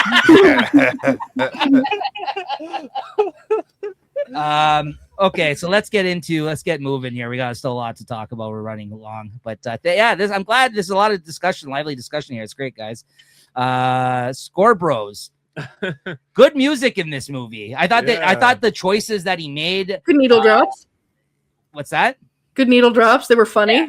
Yeah. I thought there was good music that accompanied the brutal scenes that he kind of put them in. Like it worked, which I think again it's just interesting pairing some of the songs that he kind of put in here. Just songs you wouldn't expect a lot of the time, honestly. I can't. The one that he played when he's listening to his headphones and he goes and beat up the guy is called "His Master's Voice" by Monsters of Folk. I'm not familiar with the song outside of this film, but I had to look that one up. Mhm. And then like when he's in the bar and he's sitting there before he hears the guy tell like about the rape or whatever that he overhears in the next stall. Is that song "Don't Walk Away"? He's like, and he's sitting there like just all hammered. Like it's just like it's just an interesting song to like play like in that moment. Like I thought some of the in the intro song that they played in the sad moments with the letters with Woody Harrelson. I just love how perfect the intro is too, where they just show you the billboards all run down, and then they fade to black, and then it's just like a simple title card of 3 billboards outside of Ebbing, Missouri, and then that sad, somber kind of music that kind of goes throughout the film. That I really like that a lot. So I did appreciate some of the needle drops of this film. I thought it complemented the film real well. Do you guys have anything to touch on that? Music? I'll be honest with you, I didn't really pay that much attention to the music. Okay. Maybe just because I only saw it one time. But yeah, like the needle drops here and there. I don't know any of the songs, but they fit the scene really well. Older music mostly in this one, and like all kinds of different types of music. It seemed like in this one. My favorite one was when he was listening to ABBA while they were all finding out that Willoughby was dead. Yeah. Oh yes, yeah, yes. And Yeah, that's right. He's like looking through like the he's like looking at a fucking with his magnifying glass, and he's just listening to ABBA. He plays stupid so well in this movie. There's that scene where he throws the cookie up and it misses his mouth, and he just kind of like tries to like walk it off. He's like, oh yeah, okay. And he's like reading comic books the whole time. I don't know what that says about me. I like that. I like that. Yeah. It's just funny when he takes his badge, like he grabs his comics off the table. He's like, yeah, I think I lost my badge after I threw that guy off the roof. He's like just kicking fucking ass like usual. He's like, you have the Mildred Hayes case. How about the mind your fucking business case? Oh man, I love Sam Rockwell in this movie. It's so good. He's amazing. Okay, which character would you smoke with? Oh, there's a few in this one, man. I know. I gotta say Woody. I gotta say Woody, of course. Woody just because of his real life persona. Yeah. Honestly, I'd say Woody. I mean, Woody's one of them for sure. Yeah, right. But are you smoking with the real life actor, or are you smoking with the characters? Like in the show? Well, I mean, he's got the pancreatic cancer. He could have had a joint. Yeah, I'm not trying to smoke with someone while he's. No, I'd still smoke it with him. He's the chief, so if he's willing to he ain't smoke, dying. Yeah. I'd smoke it with them. It ain't the joint that ain't gonna kill him. Mildred would be pretty fun too, I think. I don't know, bro. She was the funniest. I think she'd trip out in the corner and want to fucking kill you or something. Sam Rockwell would be great. I think it would chill her out. Sam Rockwell, yeah. Sam Rockwell would be great. Just trip out to him being that character. Just while he's in that character. Does your mom know you're out this late? No, my mama does not know. Like he says, mama. Yeah. No, my mama. I told her I was gonna be home at midnight. Midnight. Yeah. He's got a curfew at 12 o'clock. He says he's gonna go home. Dude, but he started stuttering. That's when you knew there was something wrong. He's got deeper issues with mommy. Comic book Easter egg. He was wearing an Incorruptible shirt, which is a comic book series. It's like a lesser known kind of like indie comic that he was wearing there. That's like it's like Incorruptible. The character in it is what if Superman went bad. So did you catch the book he was reading? Yeah. What was it? It was Incorruptible at one point that he had on his table as well. It was something else with a B. Yeah, I don't know what that one was. It looked like an indie comic again, the one that he was reading though. Yeah, damn, he went deep with it. Yeah, so that was pretty cool. Watch party review. I'm getting high with fucking Peter Dinklage. Oh, sorry, I thought you answered. Yeah, no. Peter Dinklage, the dwarf. I think Frances McDormand's character. I think that's just is my answer. Nice, a bunch of different ones on this one. I like it. Yeah, watch party review, Julie. I did get to watch this one with the Florida Gang. Nice, interesting. So we actually got some down south representation here. Commenting on this film. Okay, what did they have? We did. I have some quotes written down. So had any of them seen this film? Not to my knowledge. Okay. Nobody mentioned it ahead of time when I pitched it in there. A couple of them couldn't make it because of timing. I say the Florida gang, but one of them's from Vegas. But the U.S. gang, whatever, the American gang, and none of them are from Missouri. But have any of y'all actually been down to Missouri? Nope. I don't think so. No, I have. We drove down to it. Like, Nice people actually down there. I'm so bad at U.S. geography. I couldn't even point it out on a fucking map. I have no idea. They're actually nice. No, like You're there's just like passing through we were just passing through, but we stayed the night in one of the small towns there. outside Ebbing, Missouri. outside of Missouri. He was one of the retards on the road. Is Ebbing a real town, or is that a made-up town? I don't know, to be It's honest. a fictional town. It's a fictional See, town. it's just like the Banshees of Inisherin. It's also a fictional town that It's takes a place fictional in real town, place. but JT is right. Martin McDonagh was driving through Missouri and he saw billboards that were alluding to the same kind of situation. It was about a husband that had murdered his wife and the cops had still not arrested him. And then over the course of Okay. it was over the course of 10 years he wrote the movie, and it was based on a fictional town, but inspired by an event of him seeing these billboards in Missouri. Great. I still see billboards, like if you go up to the reserves or stuff like that, you see there's ones with missing people on them all the time. They're still used for that reason in certain areas. I don't know everywhere, but I know like in the reserves and the native But it was reserves, big time. it was the victim's mother that had put the real billboards up, I think, if I read it correctly. Like it was almost the same thing. But to this day, they still haven't found anybody, right? I don't know. I mean, Yeah, I think it it's was still 10 a- years ago now, so I don't know. Yeah. But probably more than cold that, case it would have been 20 years ago that he saw the billboards. Anyway, the smattering of things I wrote down were from the watch party review was when the movie ended, there was a discussion about whether we think that they did it or not. If they drove to Idaho and did they kill that guy or what happened? There was that discussion. Right. Somebody said, I think it's like an Inception thing. Does the top fall? Did it not fall? That type of thing. Not like it's sort of up to us to decide. They all enjoyed Woody Harrelson's scenes. Yeah. Someone said they hate when they call a movie a dark comedy and it's neither dark nor a comedy, but this was a great example of what a dark comedy should be. Oh, okay. I was going to say this is a dark comedy. No. That they hate when that, yeah. But that this is a great example of a dark comedy. Okay. Somebody said it was pretty dope. Don't remember who that was. Somebody said, I'm a little disappointed that we got robbed of the moment that Hayes realizes the guy that Dixon interacted with is the same guy that they're about to drive to. Yeah. Like, disappointed that we didn't get that. Can I just say something? I don't like that scene when he goes into the store. I think that's the other scene I forgot to mention. We'll get there. I don't think that scene's necessary. That's all I'm going to say about that. I think that really throws the viewer off. This is one of my problems. Unintentionally. Yes. Okay, go ahead. That's it for watch party review. Now. That's all. That's the watch party review. So overall, they sounds like they mostly liked it. Yeah. Oh yeah. Everybody liked it. Was that going to work into your questions category? Yes. Okay. So there we go. We're in questions now. Go ahead. Okay. I forgot to mention this earlier. I already brought it up, but this is perfect. I was under the impression, this is what I felt after watching the movie, but I've since been told that maybe this isn't not correct.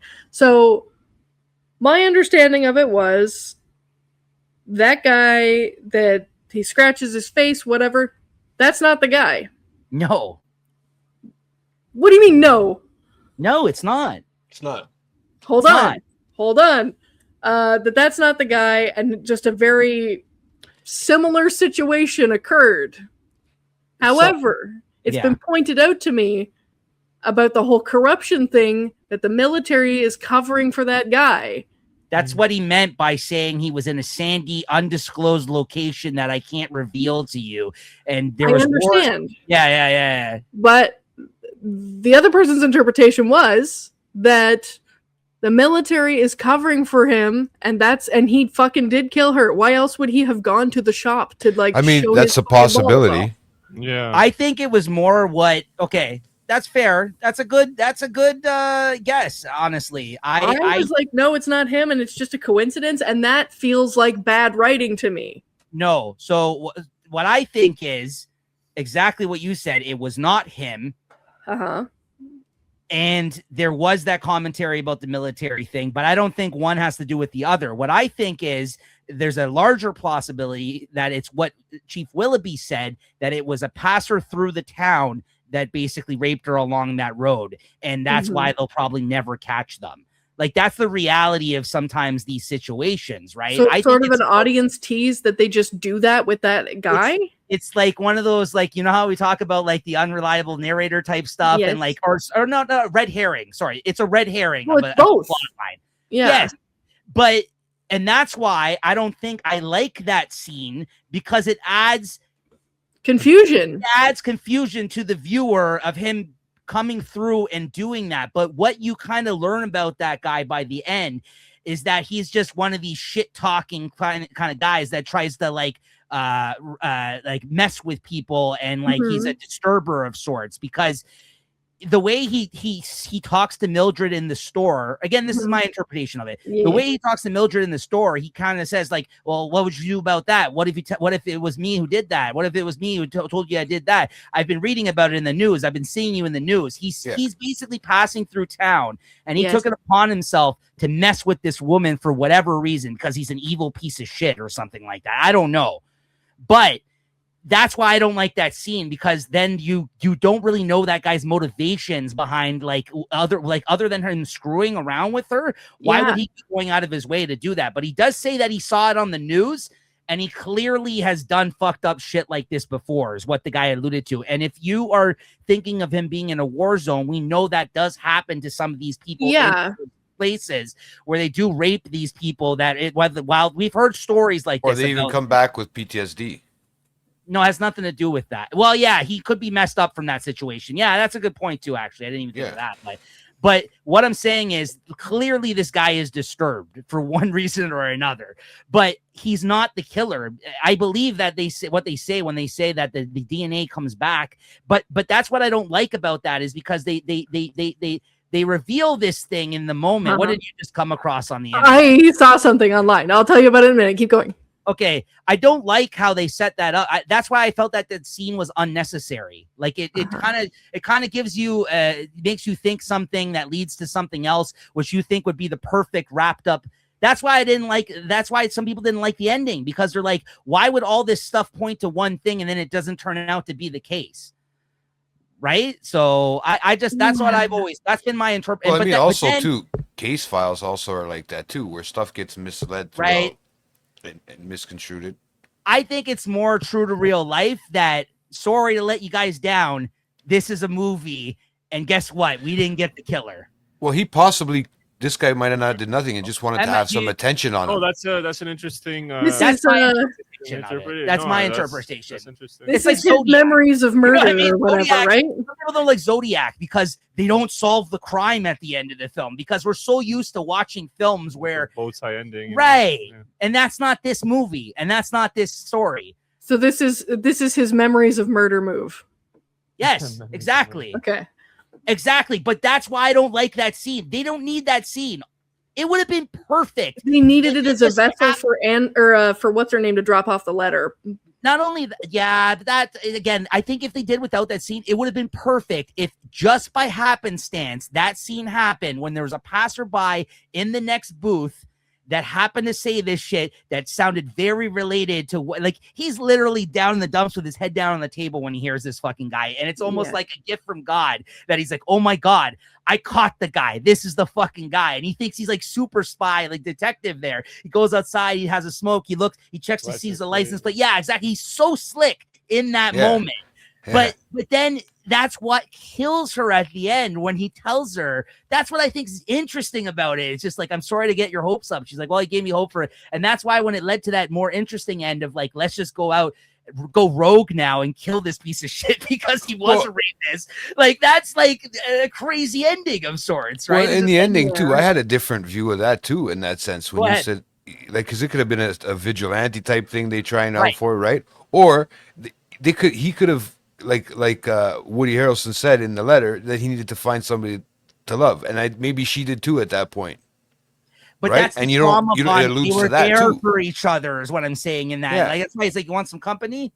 Yeah, sure. yeah. Why not? Yeah, that you're right. They needed each other. They were both experiencing loss, loneliness. Yeah, exactly. Yeah, no, you're right, Jay. That's At least that's my interpretation of it. How about you, Max? Like, what do you think? So about the ending, I personally feel. So wait, just before I get into that, so that was the same guy, right, Julie? The guy that fucked up her store is the guy that was in the bar, right? Okay, I thought so too. But my interpretation of the ending when they're driving and they're driving down the road and he asks her like, do you really want to kill this guy? And he says, not really. And then she asks her the same question, like, do you really want to kill this guy? And she says, not really. And then they're like, well, we'll just find out. Let's just go down there. To me, my like whole, like, I guess it's open ending. Anything could have happened after that. But what I got from that small interaction was that they didn't kill the guy, that they didn't. And I think what that summarized was like, it kind of was like describing what the whole movie is ultimately about, is that there is a difference between Frances McDormand, Sam Rockwell, and Woody Harrelson. These are all just, I think, deep down inherently good people who are just misguided or who have been like traumatized, and that's why they've lashed out in these sort of weird ways. Like, it's just, they're like, I don't think they're evil like the guy was. That guy was like a true like evil character. Point. And I think guy's dropping bars. That's what I thought. That was the separation between them. Is like these guys, they're like maybe not good. They're not wholly good, but they're not evil. Like Francis, Sam, they're not evil. That guy was, because he's in a bar bragging about burning a woman's body or whatever, but like an actual like. That's why I like Sam Rockwell. Person. What he said, he's like, he's not our rapist, but he is a rapist. He is a rapist. I know this, and like he's like, what do you want to do? But that's why she's like, what are you saying to me? Like, exactly. Yeah. But that conversation between them at the end led me to believe that didn't kill the guy. Like, because they didn't really. They said, let's see how at the end. No. Yeah, and let's just see where it goes from here. Let's see where they've been misguided for the whole movie, and they've been doing terrible shit for the whole movie. No, but not to that length though. Not to like straight up murder someone. Be vigilante too. But this is why I think it's open ended. Because some people thought, like, wouldn't it be great if they actually did track down and kill this guy because he's a piece of shit? Right? I think they just want to find a killer. That's why I counter, and I don't think it is open ended because I think that's where Martin McDonagh is leaning, that these characters are. There's a difference between truly evil people and the characters. I feel you. No, I like that. I like that.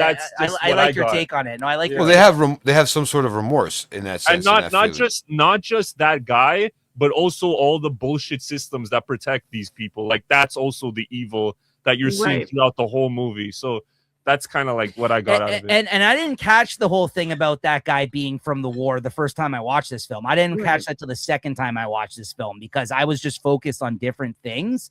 So I mean, credit to you guys if you noticed that, because I didn't notice that the first time I watched. How many times have you heard these stories about like these American GIs going over to wherever there's war and raping, like, you know, like the women there and burning their villages? Like, that shit happens, but the military covers for them. So like there's always this evil that's being like slipped through the cracks. Like, people are looking the other way, right? But that's why I don't think it's him. Despite all that, I don't think it's him, because at the end of the day, it wouldn't have solved anything for these people. You don't understand what I'm saying? Like, that was the whole point. Like, you're trying to get to. They weren't actually probably going to do anything. No, I don't. But they still needed. Like, they still were dealing with their own issues in that moment, and they kind of went for a drive anyway. When they say not really, that means no. Right. That means like we're not going to kill this guy. But they wanted someone to take out this anger on, and this and like that they had the pain that they felt. Hurt people. You know what I mean? Like they needed somebody to point to and be like, that guy right there, that's the bad guy. You know what I mean? Like, no, seriously, like that's what they needed. And you're right. That's actually a really good representation of who an evil fucking character is in this movie. Yeah, it's like true. Pure evil, like actually like does it for. So that actually adds a lot to maybe that scene I said I dislike, because like that's the thing. You really don't know his motivation. You're like, why is this guy screwing with her? Sam is a piece of shit, but he's not evil. You know what I mean? And there's a huge separation. He honestly didn't know what to do if he wasn't a cop. Really, at the end of the day, he had lost himself at that moment too. Yeah, completely. But it's Woody that believed in him. It got him and those, I think that stick in his head. Of course it did. That's the only reason he was like super copying it out at the end there, because he actually went to her to speak to her. But he played it smooth. Like, and he was still drinking and stuff. What have you been sitting on here? What was your big revelation here that you talked about? Two fan theories, okay? All right. The one that really blew my mind which I was like, actually, not a bad take. This person's idea. My takes are the only right takes, Julie. Don't listen. I like this one a lot. This is actually pretty fire. This person's theory is that it was the dentist. because he goes, Willoughby's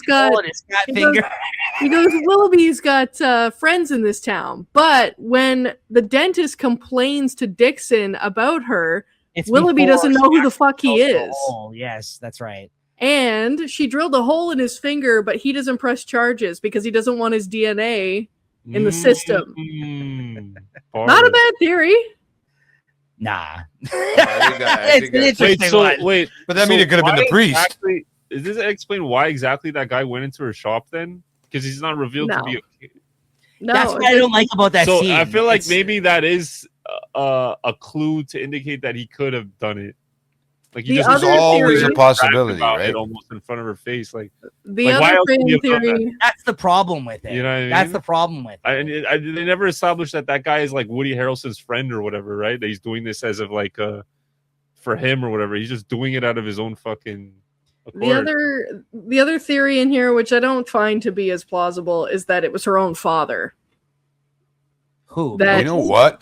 I thought about that at one point. Angela's father. Yeah. No, because he's violent. Like 19-year-olds. He likes teenage girls. He's an ex-cop. But he already has a girlfriend. Like no, that was after the fact.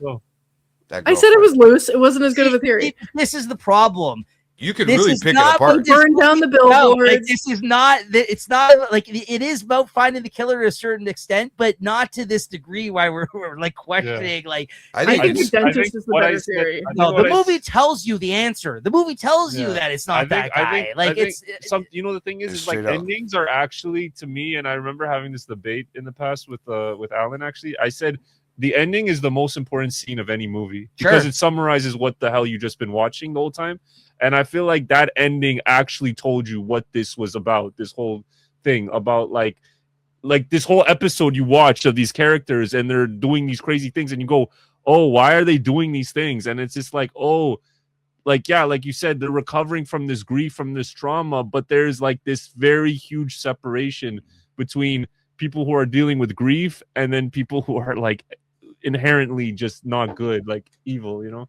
So the other theory in the same thread, this thread is crazy that I found. This guy thinks it was Willoughby. Willoughby killed himself to escape the guilt of doing it and paid for the billboards as his last act. All right, that's enough from this peanut gallery. And then a bunch of people were just like, this movie sucked. Yeah, there you go. That's I knew it was coming. You know what though? I do like the letter that Woody Harrelson wrote to Frances. How he was saying like, you know, like I really want to find her and like you know what I mean? Like the whole. He really did try. Yeah, he really did try. He but even then wrote a note on the $5,000. Was like, I hate the pigs as well. Yeah. That was really touching, honestly. Yeah, but that's what I mean. In a way, it makes you feel like even more sorry for the guy because, like, why did she put him through this in his final days, right? Like, even he's like, why would you do this if you know I was sick? Right? It's true. Like, you know. It had to happen. It wouldn't have lit a fire under his ass. Exactly. It had to happen. Yeah, I don't think she was wrong for the stunt of putting up billboards to light a fire under their ass. No, not at all. He understood that as much as anybody. That was the whole point. That she actually put her own money for a whole fucking year. Fallout, you know, there's a lot that happens afterwards to tack onto that. Well, that's I why don't he think he was wrong. compliments her. He even says that. That was very clever what you did with those billboards. Like he says that. He's like, that was very smart. Like touche. Like I don't think his wife. He's like, the war is on. Like he's like, time to go to war. Like basically, time for go to war. Her first chess move was a good one. I think you know the rest of it. Well, you said that a lot of people didn't like this movie because they didn't understand the ending, or is that what it? Well, okay. Because they didn't like the fact that there was the red herring of the guy who we think is going to be the murderer, turns out not to be the murderer. And then it kind of just ends with them riding off into the sunset with you not actually getting a definitive answer of whether or not he is the murderer or if he just murdered some people like Sam Rockwell said, and that they were just going to go off and kill him. Well, so remember too, in the 80s and 90s, it's not so easy to find a killer like it is probably. I don't think it's nowadays in that supposed to be sense. though. No, I don't think it ever And is. this is why it's also a evident of a good ending, in my opinion, because it has us talking like it has us. I thought doing right now. I It's like thought Sopranos, actually in real that real sense, you know talk. what I mean? I said earlier it was that scene when she like yells at the news lady, but like really my favorite scene is the ending, and I think it's a very good ending. Yeah, I agree. And I feel like I understood it like right away, so Yep. I was like, wow, like, but this is the problem. With, I always like the ending as well. This is a problem with like these internet like film people. It's just like they wear their politics on their sleeves all the time. They can never really just appreciate a story for what it is, and they're always so quick to like tear it down for something. That was part of my larger conversation. Yeah. Obviously, going into this was just the bad reception that a movie like Marty Supreme got based off of that. Ridiculous, right? Like I agree. All the movies from the 70s are all bad. Like characters. Welcome to late night of the movies. This is controversy month between me and Max's picks. You know what's crazy? I feel like from what you're saying, it seems that this movie has a more of a controversial reputation than Apocalypto. Some people hate this fucking movie. Really? Yeah. I can understand why. I mean, right. We're taking a dip into how the U.S. people are, so we're gonna see some reactions over there. Let's see on the comment. They're gonna be unhappy. So questions here, as I had written down, was what happened to these two. I think we kind of spoke about that. So do you guys think that they killed them, or we all think they did it? I don't. Me personally, I don't. Think I they agree. did. I don't. I agree. I'm hoping they fell in love. You don't know. You hoping they fell in love? Okay. I hope they fell in love. I can't make up my mind. Okay, here's a hot one. Yeah. Did Dixon's character deserve any sort of redemption in this film like he did? That happened to him in any way? Yeah. I agree.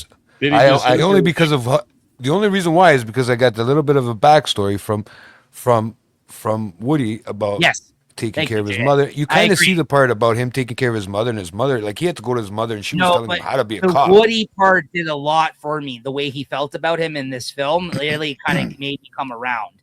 Yeah, that narration of it was perfect. I'm hitting on things that people, like they said, we're talking about like criticisms of the film and stuff. Julie? I think that it's naive to say that people are incapable of change. Yes. My problem with it is that it's unrealistic in which the turnaround happens. But do I think that he's undeserving entirely? Of course not. I think it's great that he had a turnaround, and that's what you kind of wanted for that character. Right. Did he deserve a bunch of the shit that happened to him? Yes. Yeah. Yeah. That's fair. But that's deep, why I think they did that. Like that's what they made. Like they put him through his. Yeah. Like, he didn't get off easy. He like right. Like no, that's like he lost his job. Yeah, he lost his job. He got burned to a crisp. Yeah. Like, you know what I mean? Like he got the Two-Face treatment. He got Harvey dented. Yeah. Flip a coin. And he was about to kill himself. And he was literally sitting there contemplating killing himself. Like if you don't like feel bad for him at that point, like after he feels like he lost it all and let everybody down. Sometimes you have to hit your lowest losing point. His best friend. He lost his best friend and mentor too. But he was never who also was a father figure to him in absence of his dead father, which is what Woody says. Yes. That's what I liked about Woody. What he said about the hate, like that's what it is. Like it's Woody watched them all grow up, it seems like. Like in a small town. And then they end up working together as cops.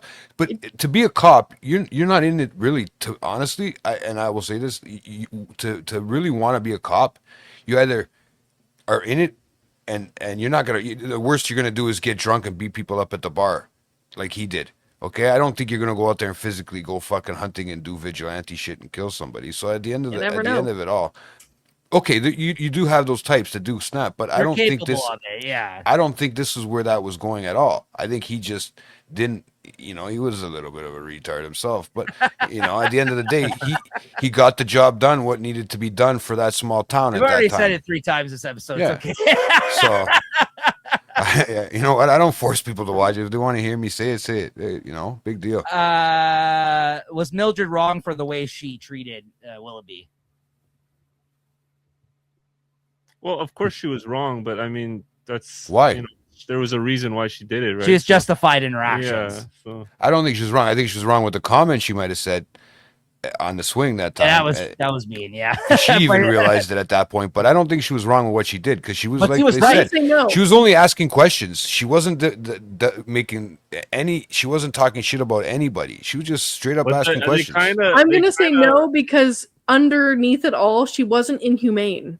No, exactly. She was a normal person. She was in pain. They showed her, and I think that's about the film too. They showed compassionate moments that she had underneath that hard shell. She's actually very like an emotional, caring person. Okay, that's what the deer scene was in a way. I know people like, you but know, not even just the deer scene. People hate the deer scene too. I didn't know that, but not even just the deer scene, dude. It also even that little split. Okay, you know she's upset because her daughter died. But they needed to add that quick second in because back in the day, you used to say, okay, I hope something like that happens to you. Like Julie said, that's a realistic thing. And the reason why she was even more beat up on herself is because those were the last words she said to her. Jay, I got to write you on something here. This is set in present day. It's not set in the 80s. No, I know. It's set in 90 something, I think it is. No, it's set in present day, 2017. See, that's where it fucked me up because it was 86. And then they said, how many years since those billboards haven't been used since the diapers in the beginning? Yeah. Right? No, they said, what was it? 5 years had gone by. I thought it was in the 90s because they still had flip phones. Like, I don't see it being present day. I know. I got hung up on that too, like the house phone and the shitty cell phones. That's what I was going to ask too, and I forgot about that. If it was, I just thought it was in the 2000s at some point. It's set in like the 2010s. Okay. Oh, okay. All right. So no, I thought it was in the 90s somewhere, right? So I know why. Watching was really old. Who was the killer? Did they ever catch him? I think we kind of talked about that. Yeah. The dentist, Willoughby. I think the point is they won't never know. Like well, it was like whoever did it in the candlestick study with the candlestick or whatever. Like Lily said, it's kind of more of a memories of murder. Like it could have been anybody. It's still it's out not there. about the face of the killer. It's about more of like the fact that this act was committed. And yeah, exactly. I think be more about the victim as opposed to the killer. Right. Right. And getting justice in that part. And that's all the questions I had. Did you guys have anything else or? I thought it was a fucking great movie. That's all, bro. I didn't know it was going to get me into that much of a conversation. I appreciate it. Yeah. All this question period did was made me have fucking gripe with that scene where that guy goes in to mess up the shop for no reason. I don't like it either, Julie. Yeah. I never liked that scene because. So then, I'm glad that you and I are on the same page about it then, because when I was like, "Oh shit, am I dumb?" and it was meant to be that guy is the killer. It could be, but I mean, at the end of the day, it really could be. But it's a misdirect. It's purposely a misdirect, in my opinion, which I don't think that was a bad move. I agree. I don't think it fits the mold of this film. Yeah. Quite frankly, I think it would have been perfect if he had the moment with him in the bar, and that's it. They could have, and they could have done that scene with any other random person in town that was just like, "Why are you bullying Willoughby?" It's the one scene I don't like in this film is that scene going into the because it really doesn't. But I feel like it was there a lot of time period between that and the bar scene, or no? No. Okay. No, I didn't know how long he was in town. He could have been just like he was just in town for a couple days. It seems like, yeah. But even the guy when he goes to talk to him and he's disappointed when the DNA comes back, he even said, "Listen, these guys exist. They're big talkers. They come through. They talk shit. It doesn't necessarily mean anything. He could have just been a bullshitter or some guy trying to act tough." And if anything, that scene did kind of add to that as well, that he was kind of just fucking with Mildred. Like, he's like, yeah, how about if I say this? He's like, well, are you the guy that did that? No, but what if I was? Like, it's just like he was just antagonizing her for some to assault her. I like Max's take on it. It was just a representation of evil that existed in this film. Yeah, okay. Right.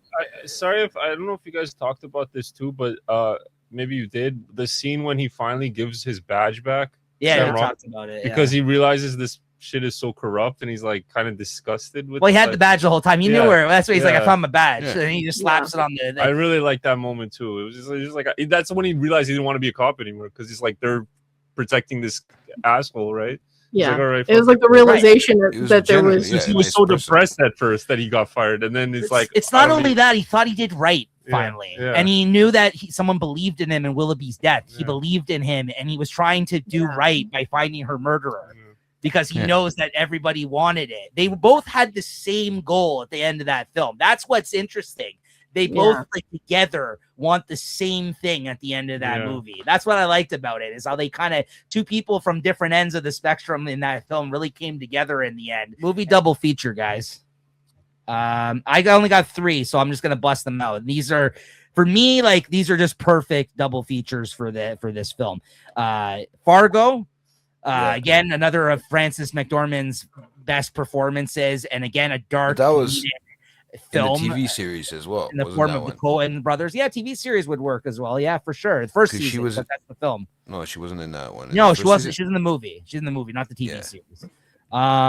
Manchester by the Sea. Oh, that's a good pick. Great pick. Because of the same actor too, Lucas. The kid. Yes, that's right. That's right. Who plays like the same angry teenager dealing with grief and loss in a couple of films, including Manchester by the Sea. He plays like an angry teenager also in mid-90s, that Jonah Hill movie. That's a great, who's the asshole brother. Yeah. And who's also has issues, it seems like. But he plays a very similar character in this film and in that Manchester by the Sea. Great, sad movie. I would love to do that movie sometime, but it's not going to be my next pick because, like, depressing. Depressing fucking movie. Casey Affleck's best performance, I think. Though, he won the Oscar for that film. Yeah. Great movie.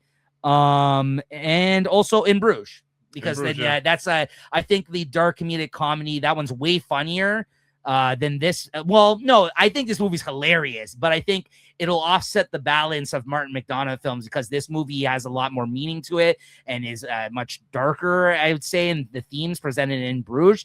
But it's not, In Bruges also is a dark comedy, and I think it has a lot of funny stuff.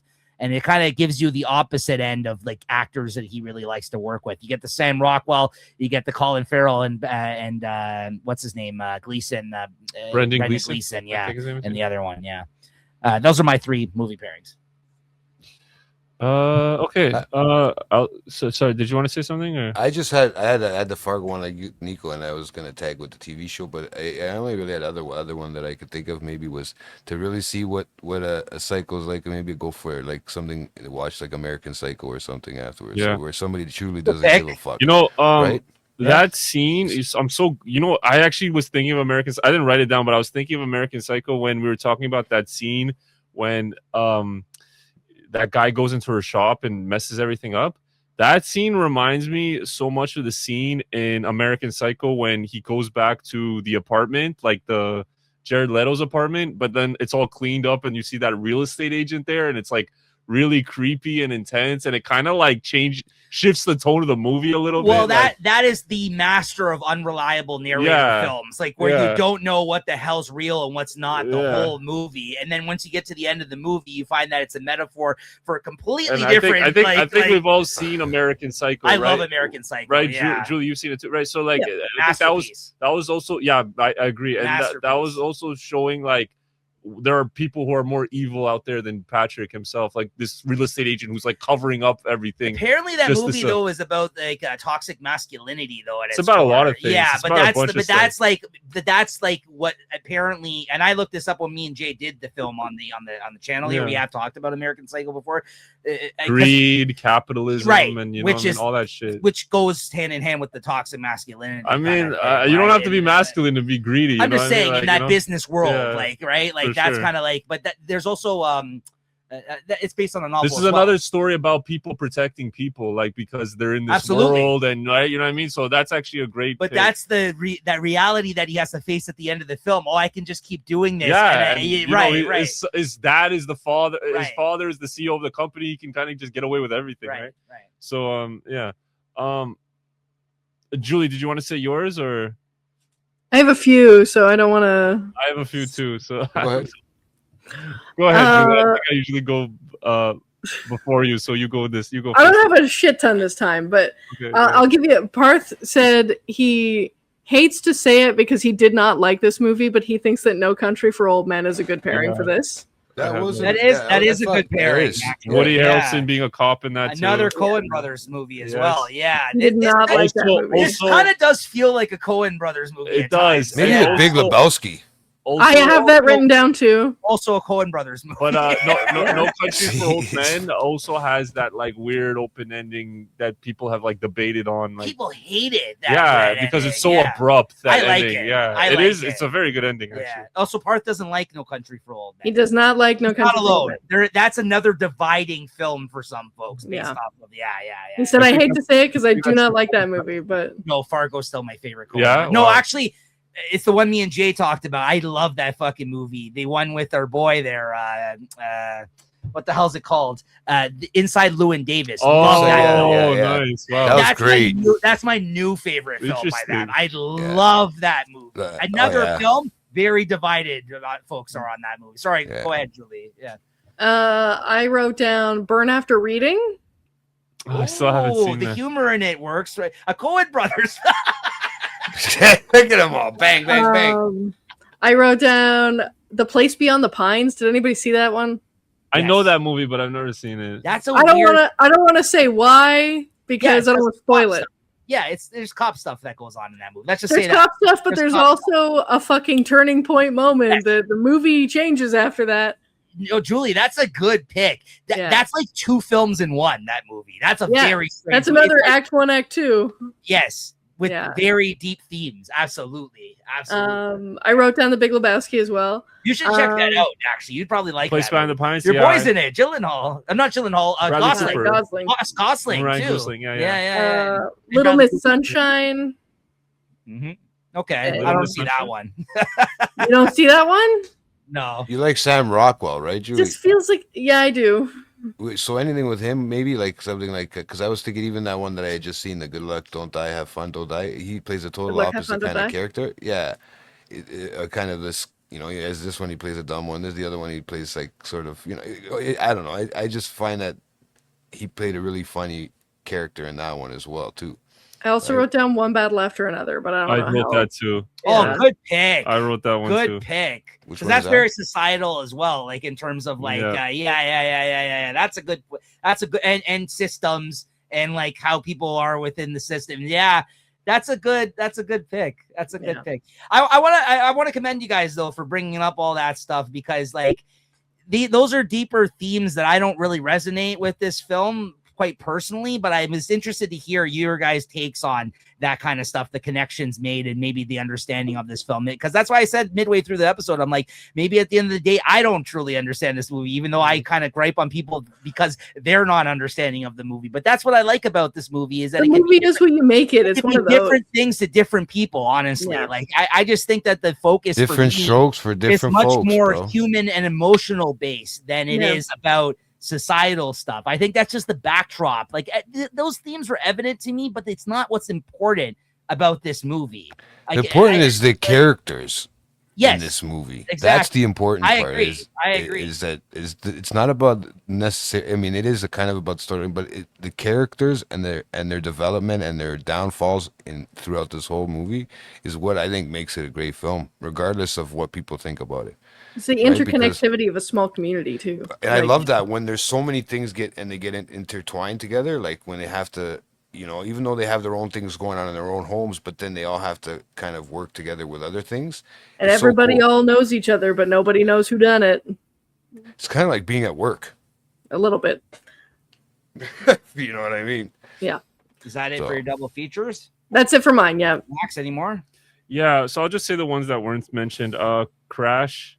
I think Okay, that's yeah. I don't know if you guys have seen that one, but that's also Once. I like don't think so. that's also like a Is it a movie sex that is one or about like whatever? racist. Sorry. Is that the one about car crashing and having sex? No, in it? no. that's There's two different movies called Crash. that's One Titanic. was the David Cronenberg one. I'm talking about the one that came out in the mid 2000s that won the Oh, best okay. picture. No, bro, he's thinking about Crank. Crank. Oh, Okay. Crank. Yeah, sorry, dude. I don't know, man. I was just watching car accidents. Yeah, and sorry, dude. I know what you were talking about right away. I know you're talking about the Jason Statham. That was my Spank Banks movies. Once in a while, Crank. here and there. Crank's great. I love that movie Yeah, so much. Crank went out to the. You know fucking what movie. though? Crash is really preachy. Like really, Crash is like I've only the watched thing- it once. The Years thing ago. about Crash that reminds me of this movie so much is that there's just all these like very morally questionable characters, and Right. like they redeem themselves, kind of like there's like that whole arc, like the Matt Dillon character, which is also what I think and- people don't like about that and film. this and like exactly, and then what you're describing about this movie, Yeah. people don't like, right? And Ludacris's character was like a really nasty character who. In my opinion, though, to what Julie was saying earlier, that one does it in a much more ham-fisted, You know, preachy way. I don't know. I can't tell you that it's a bad movie. I think a lot of people's gripe with it is that it won Best Picture. I think Right. that is what's it hasn't clouding it. aged well. I think that's what's clouding it, to be Right, honest right, with you. right, right. But it's very like oh, I see what they're doing here. It's like every good character does something bad at the end of the movie, and then every bad character did something good. And it kind of flips your perceptions. Yeah, as a it's kind of, it's result. just so weird. Yeah, good or bad, I don't know. Like it's a movie, I guess you can Yeah. say.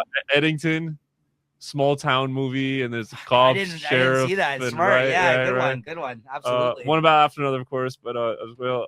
Eddington's a great pick. This yeah. is another movie. I don't know if you guys have seen it. Called Changeling, I think it's pronounced. The one no. I haven't came seen out it. in 2008. It's directed by Clint Eastwood, starring Angelina Jolie, where she, like, her son goes missing. Like, she has like a 10-year-old son, and he goes missing, and then like the LAPD kind of like gaslight her. They like say they found her son, but it's like not her son, and they try to like make it seem like she's crazy or whatever. And it was like kind of exposed. This is like a real true story. It was exposing like how like corrupt the LAPD is, probably still to this day, but like how corrupt that whole the LAPD was, and they were just the whole, like, you know, I mean, it was a good movie. Very, very, very creepy. It really creeped me out as a kid when I I've saw heard of that. that movie. It is, yeah. It's a tough one. The Wire, just the TV show, just because the guys in it, and also The Wire is also like that show that was always about like systems and the corruption in systems, and like exposing that. Each season was dedicated to a different And faction of showing like school how system, the papers, and everybody the gets crushed in the media, end. Yeah, everybody the gets. police system, There's no winners in that the show, you know. gangsters. Yeah. True Detective season 1, Woody Harrelson, Yes. right?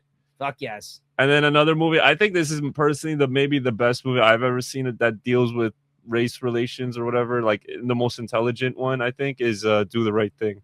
Yeah. And I think that's like, and yeah, I think that was the best one. This is kind of left field a little bit, but and maybe because the guy's name is dropped in the movie, but this movie did kind of feel like a Shakespearean kind of story a little bit. How Kinda. like The tragedy of for sure. it, you know, like yeah. kind of like how it opens up with like this huge event, and it's like the daughter's kind of And then the rape, and Bambi it just scene was the kind of greatest. goes on from there. There was like this Shakespearean sort of, Bambi. Well, again, like you guys said, you could tell a playwright wrote this. Yeah, movie. so- Yeah. Memories of Murder, I also should have said too, since we had that revelation in Yes. the middle. Zodiac, Yes. right? Yeah. Yes, But you I could have mentioned said Bambi as Oh, you well, said because Zodiac? instead of the Bambi. No, mother, no, I mentioned it in the course of the Yeah. conversation. the mother getting killed, the daughter gets killed. All right. Legacy of the film. I just think it's Martin McDonagh's best film still, and Sam Rockwell and Frances McDormand, one of their best, if not their best performances, and they both won awards for it. I think that's the legacy of this film, and it keeps people talking. I mean, whether or not you want to give it a chance, I think it's completely up to you. But I think you're going to be the better for it if you do. I think it's worth the conversation. It's worth kind of an interpretation of you having watched it. And I think it's like I said, take a chance on darker themes, flawed characters. I think these are things that people need to stop shying away from in the sense that Real life. people, like, there's ugly things in that exist in this world. Like, you should not be afraid, warts and all. You should not be afraid. Like, people are afraid to confront them. Yeah, I get it. I'm one of those people, like, because it's just like movies like this. You were can, like, talking about Passion of the Christ recently. yeah, about how it scarred I've you. been avoiding that for like the longest time. It's just like, You even said the other day in the chat, you're like, I've been moody lately. yeah, I don't want to to. get like downer, and you know what I mean, like, because it's like movies can like leave that like effect on you. That's It's like, okay. No, that's why I always, me personally, when I'm just like trying to chill or whatever, I always go Okay. for like a happier No, I get it. option. And that's okay. So I'm one of those people. That's that, like, that's not what I'm saying though. I'm saying though that you should not just think something shit though, because it Yeah, doesn't no, serve no, I what don't you think were that. looking for in Yeah. terms of that's what that was supposed to be my whole Yeah. thesis And on this whole You'll get uppity again once you go watch your Devil Wears Prada, bro. Yeah, bro. Yeah. Listen, Jay, me and Jay Count You're on talked the about days, it. fresh in dude. that shit, bro. Jay knows about this. I've talked with him about it before. I don't know if I've talked about it on the show here before. My thing that I don't like in film is watching a movie about someone with a disease. I fucking hate it. Yeah. Like if you watch You a know movie that? about a 50-50. Do you see that one with Yeah. Seth? I can't watch that movie again. That movie's the cancer uncomfortable. one. Yeah. About you can't watch movies about what? What did you say? I don't like watching movies where people are dying from a disease the whole film. Oh, okay. Or they're More going reality, slowly yeah. insane. Like there's that movie where she's dealing with not schizophrenia. What the hell is it? Which one? Alzheimer's. Yeah. Oh, with Julianne Moore. Yeah. Still Alice. Holy shit. Right. I've bro, heard that it's a great movie. I've heard it's a great performance. I can't watch it. I can't bring myself to watch it. Yeah, that's what I mean. Because I'm like, I don't want to witness somebody dealing with that for 2 hours, right? Like, I know that's your biggest fear, bro. I know that. That's why I still never brought up the Notebook. I can't imagine people like going back to them more than once. Like, you know what I mean? Right. Like, who's gonna? I'll watch this movie over and over. But to that point, I like this because of the humor, though. Yeah. This is what brings me back to this film. The humor in this film is what brings me back, if anything, if not the memes, right? So, anyways, that's why I like dark comedies. Like, me personally, I still this is just off one watch. I still think In Bruges is my favorite, just because I think it's funnier. In Bruges, but this is a great film. In Bruges is a close second for me, though, and I've only watched it twice now. This is a great movie. You know, I'll be honest, I completely forgot this movie existed. Like, because I remember when it came out, and then I just haven't thought about it. Julie knows I've talked about this for a long time, so I'm glad to have scratched this off my personal list here on the show. Yeah. And I know we ran a little long here today, guys, but thanks for hanging in there. This was a great conversation. But anyways, give it over to Julie for our next pick here. Julie. I've teased this one before. I've teased a few of them actually, but from the short list, I had a consult from someone else. It was Parth, and he said that we should watch The Fall. Okay. Of my short list, he said The Fall is. Which one is that? The Tarsem Singh one. The one where they had to go out all those other different countries to film. We talked about it recently. Yeah. Okay. This is like an epic. This is like an epic, right? This film, isn't this like a one of these epic films where they went and traveled all over the world to film or something like that? It's a visually beautiful production. I've heard very good things about this movie. What'd you say, Jay? Which year is it? Which one? Because I'm just looking on my list here. Look for Tarsem Singh. 2006. Okay, I recognize this poster. Yeah. Yeah. It's like a red eye mask on the poster. Mm-hmm. This thing here. Yeah, that's it. Okay, perfect. It's on my list. Wow, nice. All right, so there you go, everybody. The Fall by Tarsem Singh, who directed it from 2006. Choice. That's the next choice. Has anybody here seen it other than Julie? Is there subtitles? No. All right, good. All right. So there might be. There's a little girl in it, and she... Yeah, little pieces aren't so bad. Yeah, she's like a really young child, and sometimes she's hard to understand. I can't remember if they subtitled her or not, but whatever. She's speaking English. It's just So there you have it. Julie will be directing the next episode with her pick, and that is The Fall. And we all have not seen this film. This is going to be another one where we all go in cold on it. So my next one when my next turn comes around, nobody's seen that one either. Oh, I love to see it. I love to watch these ones when no one else has seen the movie. Yeah, so it should be interesting to talk about this one. Okay, guys. So that's going to be our next pick. Thank you. Trigger warning: sadness. Sadness in this movie. Really, you're gonna follow up this with another sad movie? Sorry, it's really pretty to look at, though. All right, no, this was I had some laughs in this movie, so I laughed, I cried, and now we're at the end of the episode. So there you go. Yeah, that's it, man. We all had a good time. It was a Greek tragedy. Yeah, there you go. Thanks, guys. So make sure to like and subscribe. Thank you, guys, and tune in for the next episode. Episode 82, where we talk about The Fall, Julie's pick for the next one. And make sure to check out our other stuff, our theme episodes, as well as our trailer recordings. And then I think at the end of this month, we're also going to be talking about what we've been watching lately. And I know me for a fact, I think a lot of us have been watching a lot of things lately. So it should be an interesting episode to talk about a lot of those things. So, Julie, you even had some entries I really want to. Hey, no thinking. Yeah. Right. I know. I've been bad at entering anything. Yeah, it's bad. That's okay. I just do it for my own sake, right? I went home on Easter weekend. We watched a bunch of garbage. What do you want me to do? My dad picks the movies when I go home. Yes, I know how it is. I know how it is when the parent's in charge of the television. No judgment. We're watching the news. Oh, it's Passion of the Christ time. or the Ten Commandments. Oh, All right, God. guys. See you guys next time. Later, everyone. Peace, guys.